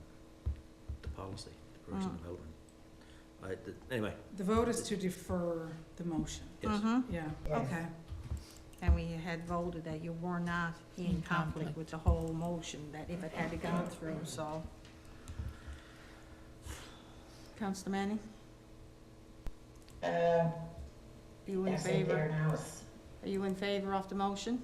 Oh, yes, I thought I had. yes. Okay, I didn't hear you opposed, motion carried. All right. That it for you? Yeah, that's it for me. Okay. I think that's it for you, yeah. All right. All right, next we have corporate Deputy Mayor, services. Before we move on, there's one point I wanted to bring up under this committee, if I could please. There was- I've requested in the last public meeting for there to be information about the hiring of the community outreach coordinator brought forward in the public chamber. And in each meeting for the last 3 for sure, I have asked, where's the information about what happened with that position? And I'd like to request again that the information be provided. What I'm looking for specifically is to understand when the position was created, who approved the position being created, under what authority was that position created, because my understanding in a meeting with municipal Okay, affairs. now I'm not cutting you off, Ring, but I just wanted to ask, because when we had the last meeting here, when we got into it, it was legal and HR were not to be discussed in the public chamber. Is that, what's that's bordering on, CAO or Mark? Can you help me out here? Because we had talked about discussing HR matters of particular. There's 3 And matters you're legal. not supposed to discuss Yeah. in public chamber: HR, legal, and financial. Yeah. So, But because I for know that, public accountability here, what I'm asking is not about the individual, it's about the position, and it's about when it was approved, who approved it, on what authority, where were the funds, where did they come from? And the funds for the position, it's not about a person, it's about a position that I'm asking the position, the information, and it's no different than me asking about anything else. This was a position that was not adopted by council to my knowledge, did not have a line item in the budget that was allocated by council, that I can confirm members of council did not know was even hired by council until we received information through a public ATIP. So I've asked repeatedly for information about this file. We were told in this public chamber that we couldn't talk about it because of an ATIP request.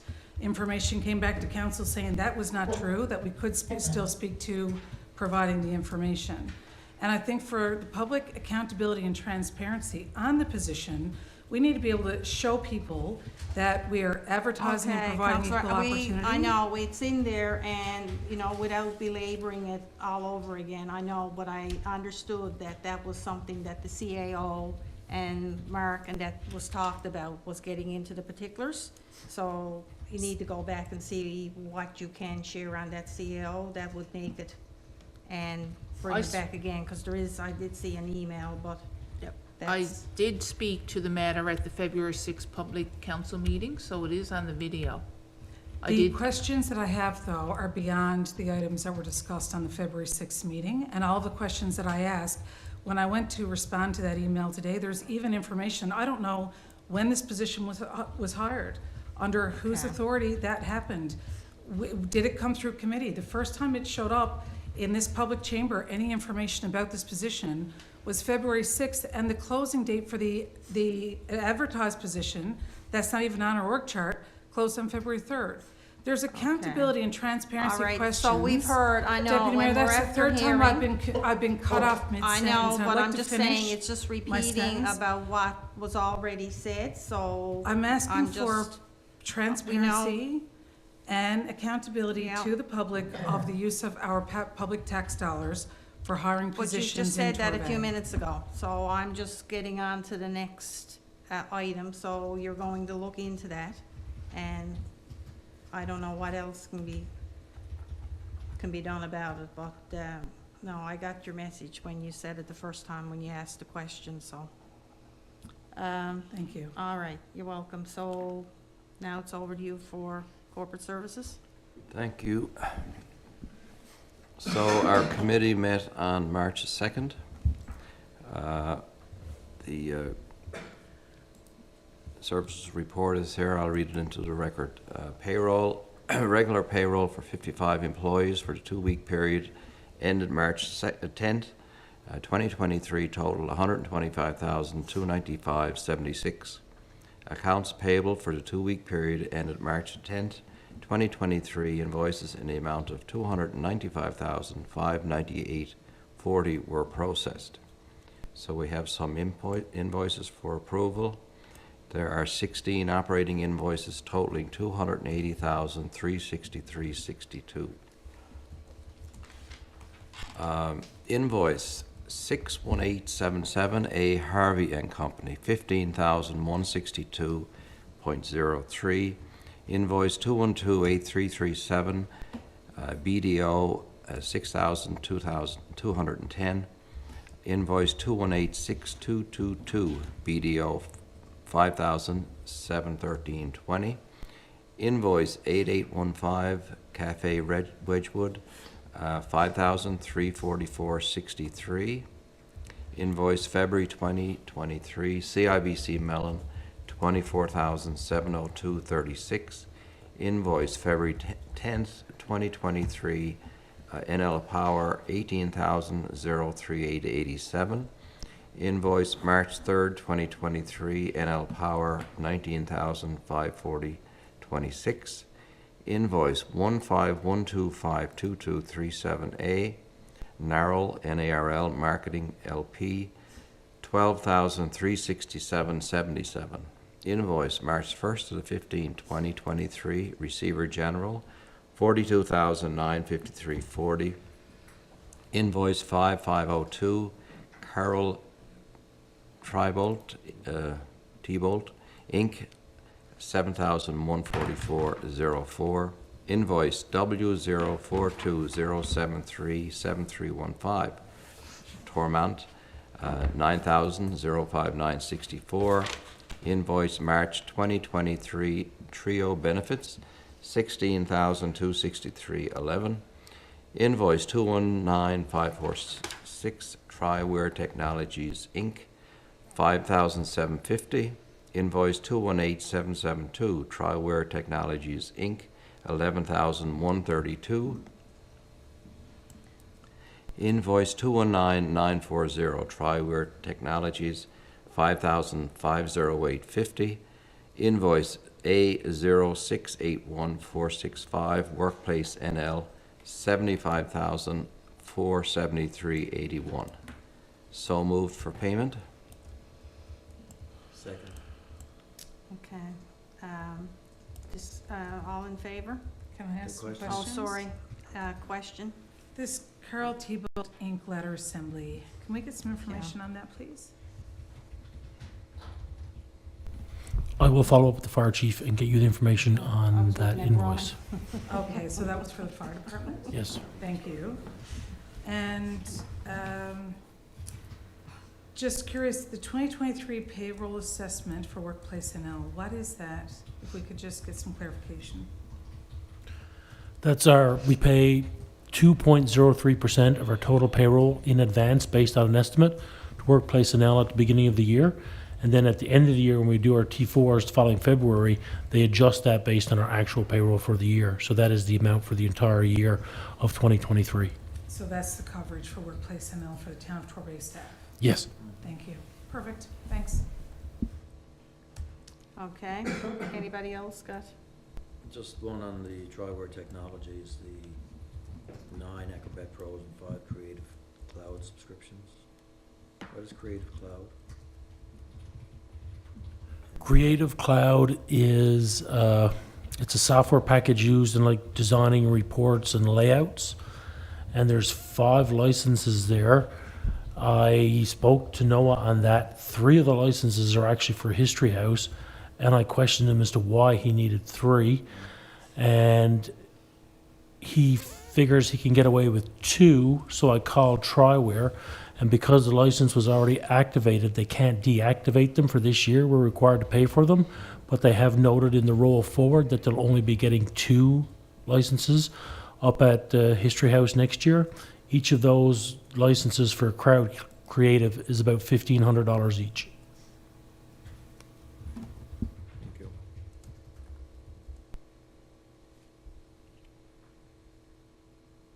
Okay. All right, all in favor? Aye. Opposed? Motion carried. Okay, so we'll move on to the document 2, the motions. Library rent, The town received an email from Provincial Library Board on Wednesday regarding the rent for the library for 2023. There has been a rent increase for 2023. Because of the rent increase, the 2023 budget allocation is short by $4,452. This is the second year in a row that the library rent has increased. The town has budgeted 6 months of payments on a new JCB loader, the purchase of which was approved during the March 1st Public Council meeting. The total budget of loan payments for 2023 are $36,228. The preferred vendor, JCB, cannot deliver the loader for 11 to 12 months, which puts us into the 2024 budget year. The $36,228 in debt service payments for the JCB loader are available to be reallocated. In order to fund the deficit for the library rent, the committee recommends transferring $4,452 from the debt service payments for the JCB loader to the library rent account. So 5257-650 Torbay Public Library 4452 from 4539-6610-2023 rubber tire loader loan payments for 4452. So moved. Second. Question? Discussion? Can I ask the question? And I guess this year when I saw the amount, the library, the rent had gone up, how much did it go up last year? It went up a little over $2,000 last year as well. Because I wasn't aware of it going up last year, so when I look at that, so, because that was one of the concerns when we went over there in the beginning for the rent and how it would end up increasing. So, I guess we need to look at options. I had suggested a while back that maybe it should be going where the bank is located to with the That's a amount. conversation we're having. $26,000, we break even with the bank then?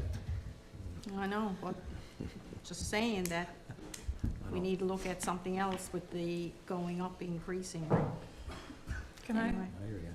so- just on that point, Deputy Mayor, we have a $4,000 increase, and although it is a $4,000 increase, it's amazing and always awesome to see staff and committees come together and bring forward recommendations about where we can find resources to support something as important as our library. The comment about using the building next door for the library, although at 100,000 feet is a potential concept, at the end of the day, to Councillor Pollard's point, we gotta be looking at the return on what we have in our investments. And, you know, when it comes to that facility, that building next door, which the town owns, I'll speak to it in my report about the economic development piece of things, but I mean, we gotta be looking at all options. Do we keep it? Do we sell it? Where do we find those cost savings? And what's the best move forward on that? So maybe if I could ask that the committee, Corporate Services Committee, do some analysis on what that could look like for council to consider around options, because in my report, it talks about, I believe it was 5 inquiries, but we have no expression of interest. And I think that we need to get real about what do we want to do, what options are available to us as a council with that space next door. So if we could maybe ask that committee consider that kind of analysis and then provide that information back to council for consideration and go forward discussion, because we do need to figure out what our next steps are. And I'm all for looking at options, but I want to see in dollars and cents what the risks are, what the opportunities are, you know, maybe a SWOT analysis on it, and then see what recommendations could come forward, and is it in our best interest to keep it, sell it, put something else in there? I don't know, but I'd like to see some hard numbers and analysis so we can make a better informed decision, please. All good points. We got a motion on the floor, folks. I know, that's what I was just asking for the motion, or how much time, right, so what asked. All right, so if there's no other comments, all in favor? Aye. Aye. Opposed? Motion carried. So motion number 2, Northeast Eagles under 15D, provincial tournament sponsorship. I won't read all of that out because we've seen it before. So in accordance with the town's donation policy, the committee recommends a donation of $200 toward the cost of hosting the provincial tournament. So moved. Second. Any discussion? All in favor? Aye. Opposed? Motion carried. Motion 3, Girl Guides First Torbay Rangers Youth Forum. Again, I'll go to the bottom line. The committee recommends assisting the youth forum through the donation of items for the swag bags with the town of Torbay branded items in stock. So moved. Second. Discussion? All in favor? Aye. Opposed? Motion carried. Motion 4, Northeast Eagles U under 13C provincial tournament sponsorship. Yeah, the one on top we dealt with was D. In accordance with the town's donation policy, the committee recommends a donation of $200 towards the cost of hosting the provincial tournament. So moved. Second. Discussion? Just throw out there again that I'm assuming everybody still got in their mind that we're at 15D and there's probably A, B, C, D, E, F, G groups that are gonna be hosting tournaments, just throwing out there. In the past, and I'll just put it in there, we normally gave a donation of a certain amount at the For Northeast beginning of the Eagles. year for the league, so I was league, yeah. surprised when, but Yeah. anyway, it is what it is. Maybe that's something we could discuss. Well, that used to be the, For provincial hockey tournaments, each association can only host a maximum of 2. So these are the 2 that are occurring at our arena here in Northeast, one for the first half of Easter week and one for the second half of Easter week. that's the difference, okay, I got you. See, oh, that's what you don't know. All right, all in favor? Aye. Opposed, motion carried. There's one other item that I want to mention, number 13, Deer donation, and I'm after forgetting, Norm, what you mentioned before the meeting. So, When the deer donation first came to the committee, it was a recommendation made to donate $200. The request from Deer was around $2,500. So it got referred back to see if that was, 200 was sufficient or if we donate more. So our CAO reached out to other municipalities to see if we would do a regional donation to cover the cost of deer here in the schools, and no responses were received. So now it's back for consideration in the public meeting. Do we stick with the original $200, or what amount do we give them up to the $2,500 requested, knowing that if we give them the full amount, we'll have used the entire budget for public relations for the entire year? Did the committee come to any recommendation or resolution on that at the end of the day? The committee did not, because they didn't want to spend an entire budget for the year so early in the year without including a decision of all council. Could I make a recommendation on that? The motion we just passed for the library was looking at reallocating resources, $36,000 that were not going to be spent on something. You know, at the end of the day, the DARE amount that's being asked here is to try to impact in a proactive way, drug use with youth in our communities.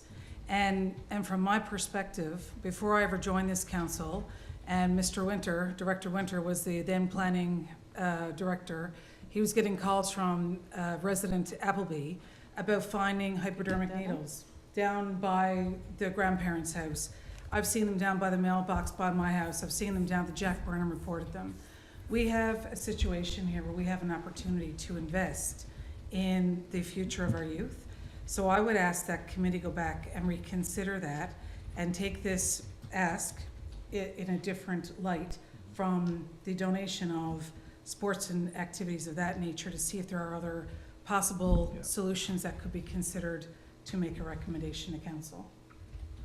Just one point to add to that, that $2,500, that was for students from all communities, so our portion prorated was $1,300 And that's a great consideration too. of the $2,500.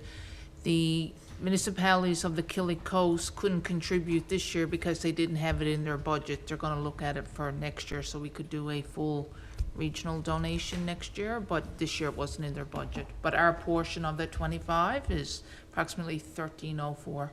139006.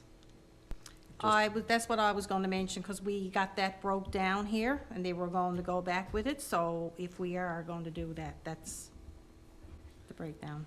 Yeah, let's take it back to committee and see if we can get the money somewhere. Just to that note, can we also send a note to the writers of the letter from DARE to see if they can't get it out earlier in the year so people can put it in their budget? So we'll know up front rather than here we are now and past our budget time when our budget is, you know, November, October, we could build it in then at that point in time. Much easier. in that Makes respect. sense, yeah. So there's other documents there if you have any questions. Got a couple? You do. I do. On the revenue and expenditure report, I don't need the answers right now. The utility tax, I notice is short $51,000 at the present time. I'm assuming we still have a utility not yet reported for the year. We received a notification this week from M&L and PMA, both of them, that Bell Canada, when they reported the revenues this year, did not include any television revenues on the statements. We were advised to go back and look at our revenue statements from Bell. We started that process today. Melissa has the revenue statement filed away. She was out today. We'll be looking at that tomorrow. And if television revenues are not on our Bell statement, we'll be going back to Bell and asking for a revised revenue statement. Okay. Thank you. Okay. Investment income to date is $11,428, and we're not to the end of March yet from a bank perspective, and the budget was $7,500, so we're not a quarter way through, and we're up $4,000 in investment revenue. Can we get a revised figure for that, so we know what that might look like between now and the end of the year? Yes, late last year, we looked at our cash reserves, and they were sitting in a low-interest account, and we moved them over into redeemable GICs with a higher interest rate, and so we're now seeing the benefits of those higher interest rates, and I will do a projection of the revenues expected to the end of the year. Appreciate that.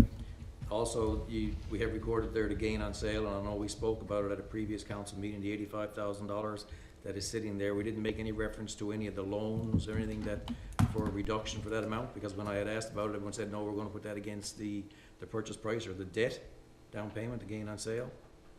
The That's still the gain of sale is the proceeds from the fire truck. Yep. We are putting those aside, and on renewal of the fire truck loan, that $85,000 will be placed against the fire truck loan. Okay. And we'll earmark that, good. Capital projects, I know there's negative revenue in the capital projects, 8,900 account.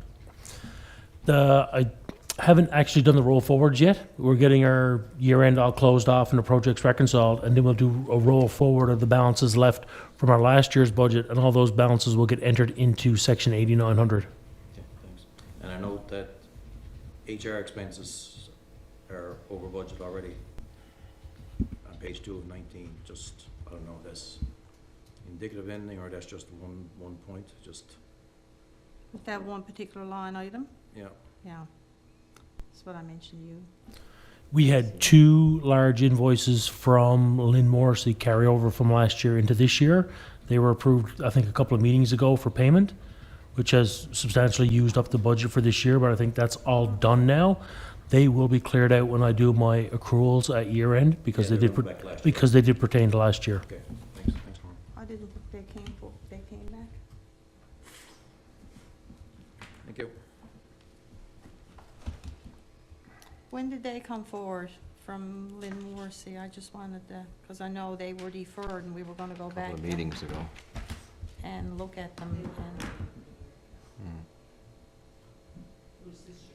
Yeah, I It know, was but this they year. were deferred because we wanted to go back to get some additional information on them. Yeah, I'd have to go back through the minutes to Yeah, figure no, out when they were. I didn't think that they were approved until, They were approved, yeah. okay. All right. Because we wanted to say goodbye to them. We had a vote on that, I recall that vote. Yeah, yeah. So that's my report. Thank you very much. All right. On to the next one, tourism. All right. The Economic Development and Tourism Committee met on Thursday, March 9th via Zoom. Myself, Councillor Manning, and our Economic Development Tourism Officer, Deanne Lawrence, were in attendance. Under Economic Development, we talked about the Torbay Business Awards. So they're going to be happening on May 15th at the Torbay Common. There was also a conversation about a potential crossover with the Business Awards and the Youth Entrepreneur Program.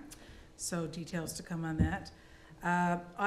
During the meeting, actually shared the nomination for the Town of Torbay Business Awards, and a resident saw it, reached out to me and said, "Councillor, I have submitted a business nomination." So I would ask and encourage my members of council and colleagues to do the exact same thing, and maybe we can get a few more people to recognize the businesses and organizations in the community. There's a lot of great work that's happening here, and it's nice to celebrate that. And thank you to the resident who did that. That was much appreciated. The incorporated business update. So we receive a list of incorporated businesses from the province. They've been followed up on by the staff here at the Town of Torbay. 2 are confirmed to not have or starting a business. 7 are pending further investigation. And the planning department will be engaged and communicate with if there's any follow-up that's required. Regional wayfinding sign contracts, so there's an update here on that, about the fabrication materials and consulting with Public Works regarding the aspects of the build. If anybody's got any questions on that, please let me know.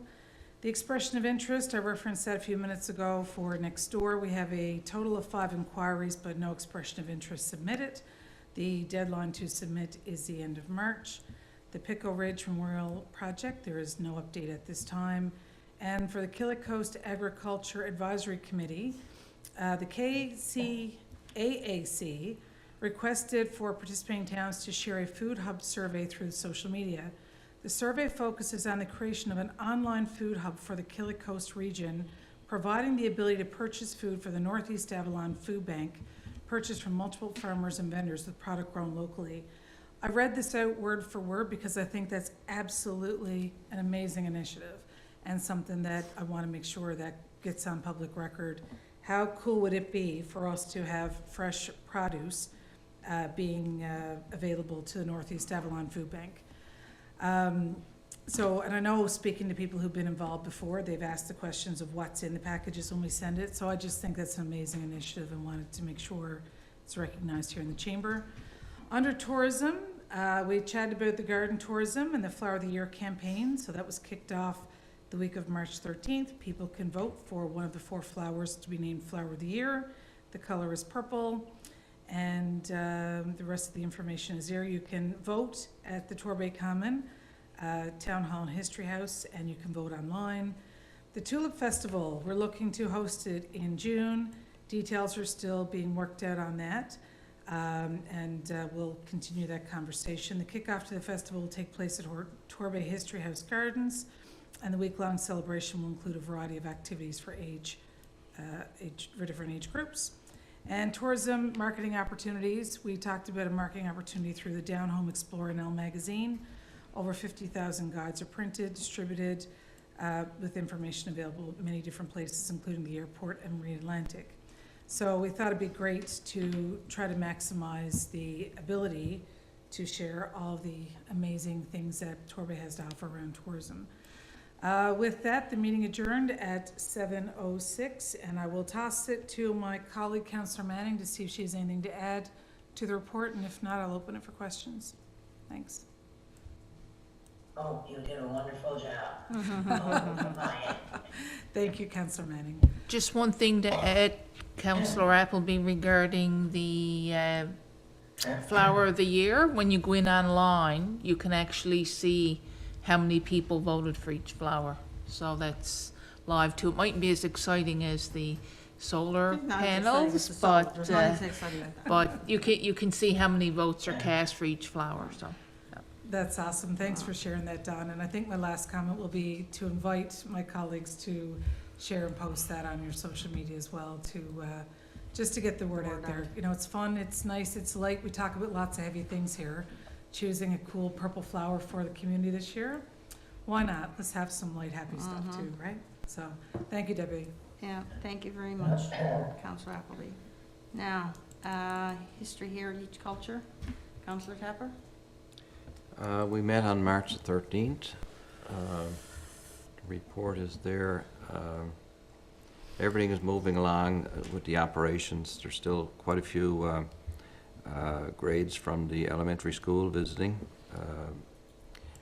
And again, it's increasing the numbers of visitors, you know, quite a bit.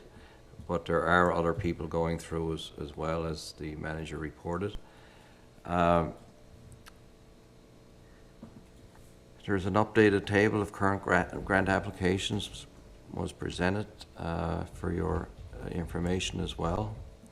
I will mention in connection also with the letter that was sent in for council about volunteering at the History House.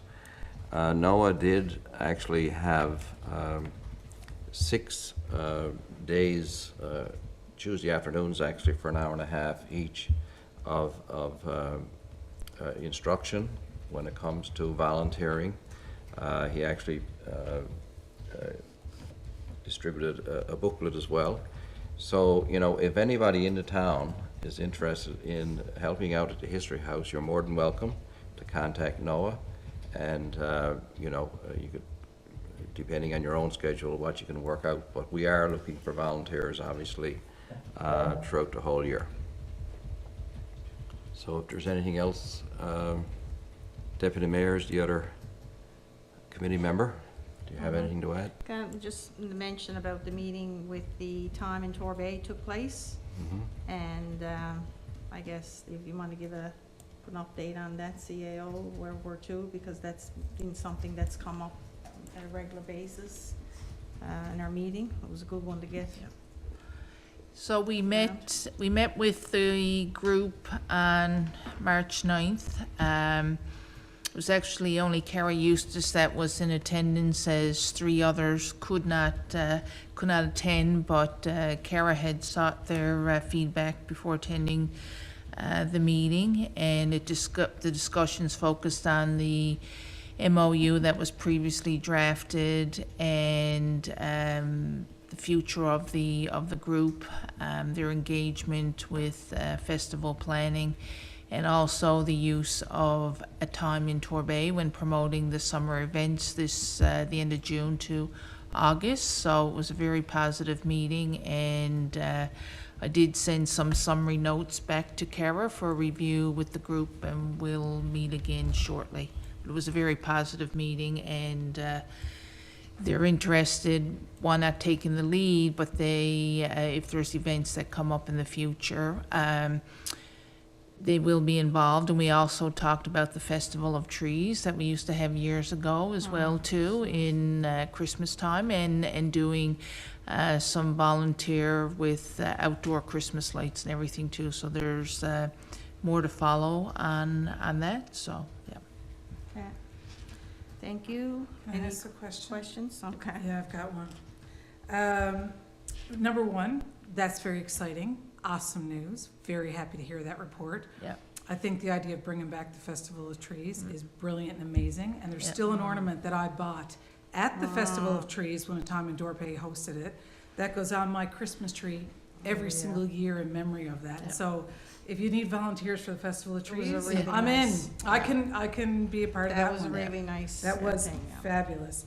The question I have is about the draft of the History House Strategic Plan in preparation for the Museum Advisory Committee.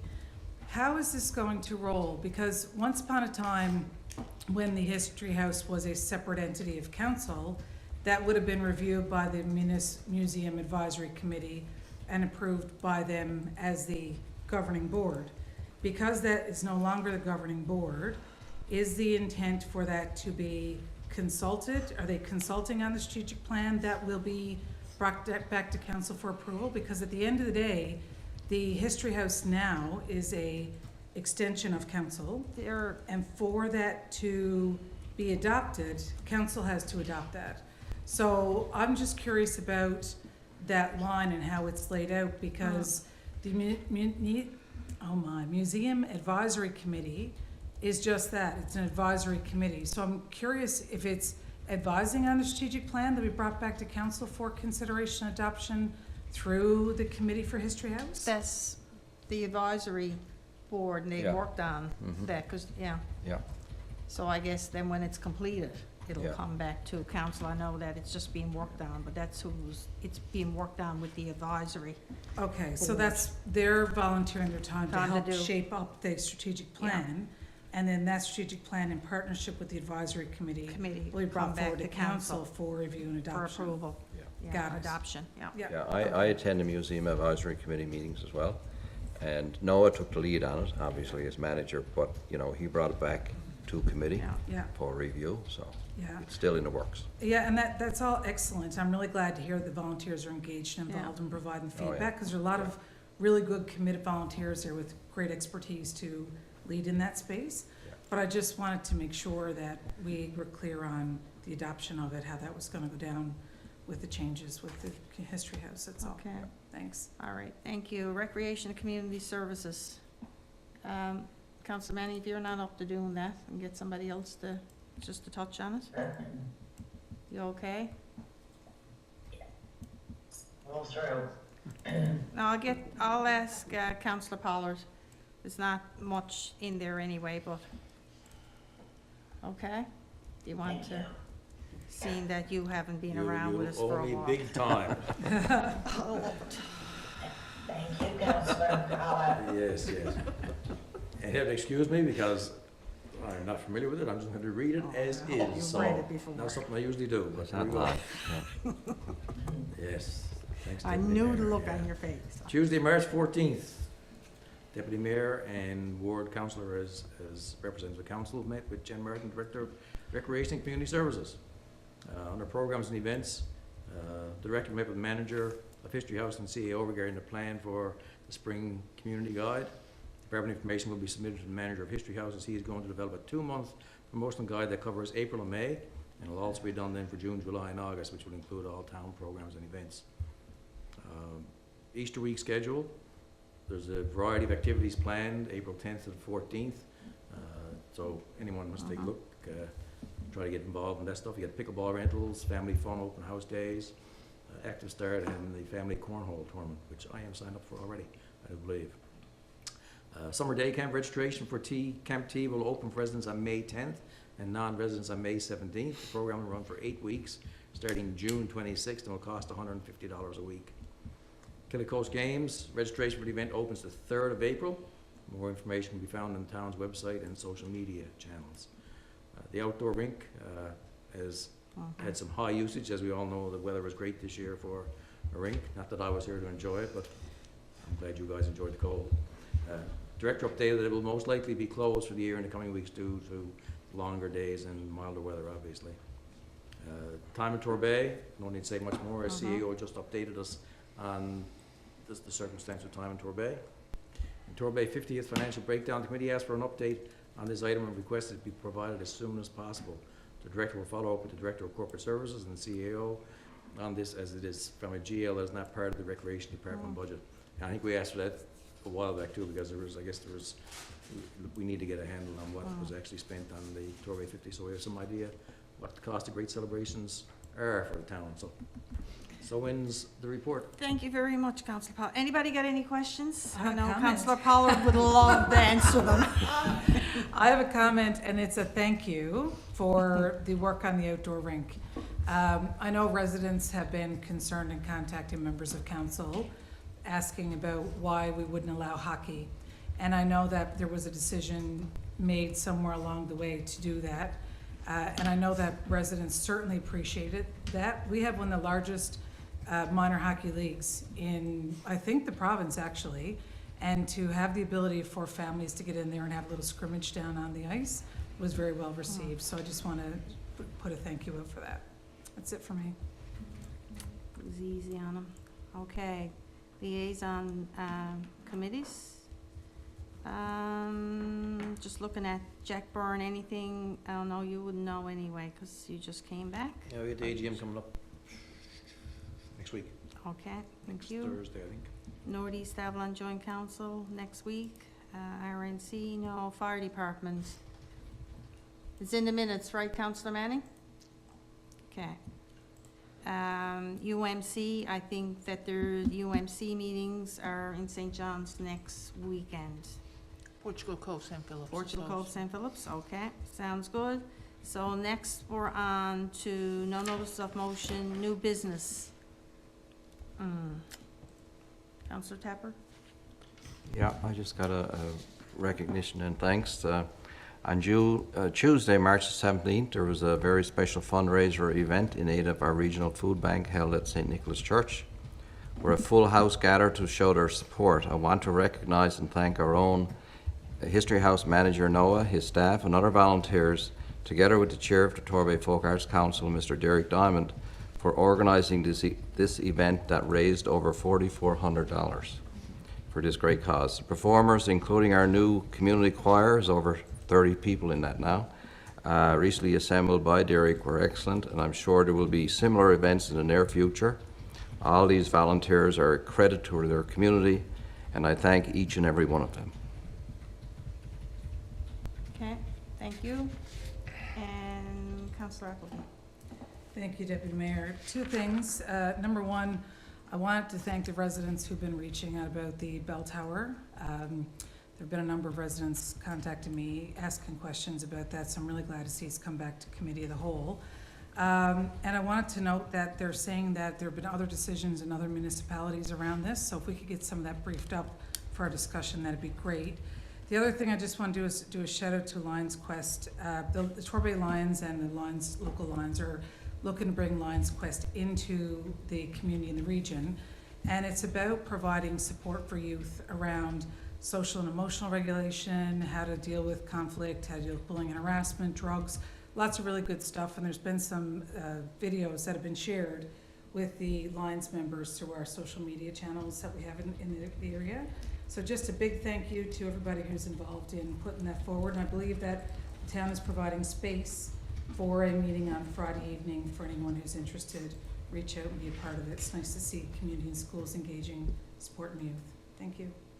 Thank you. Just to add, I attended that by Zoom, that Lions Quest was during COVID, and I found it a really good session. Do we have any questions? Okay. All right, I'd just like to thank everybody for their patience once again with me here tonight. Really appreciate it.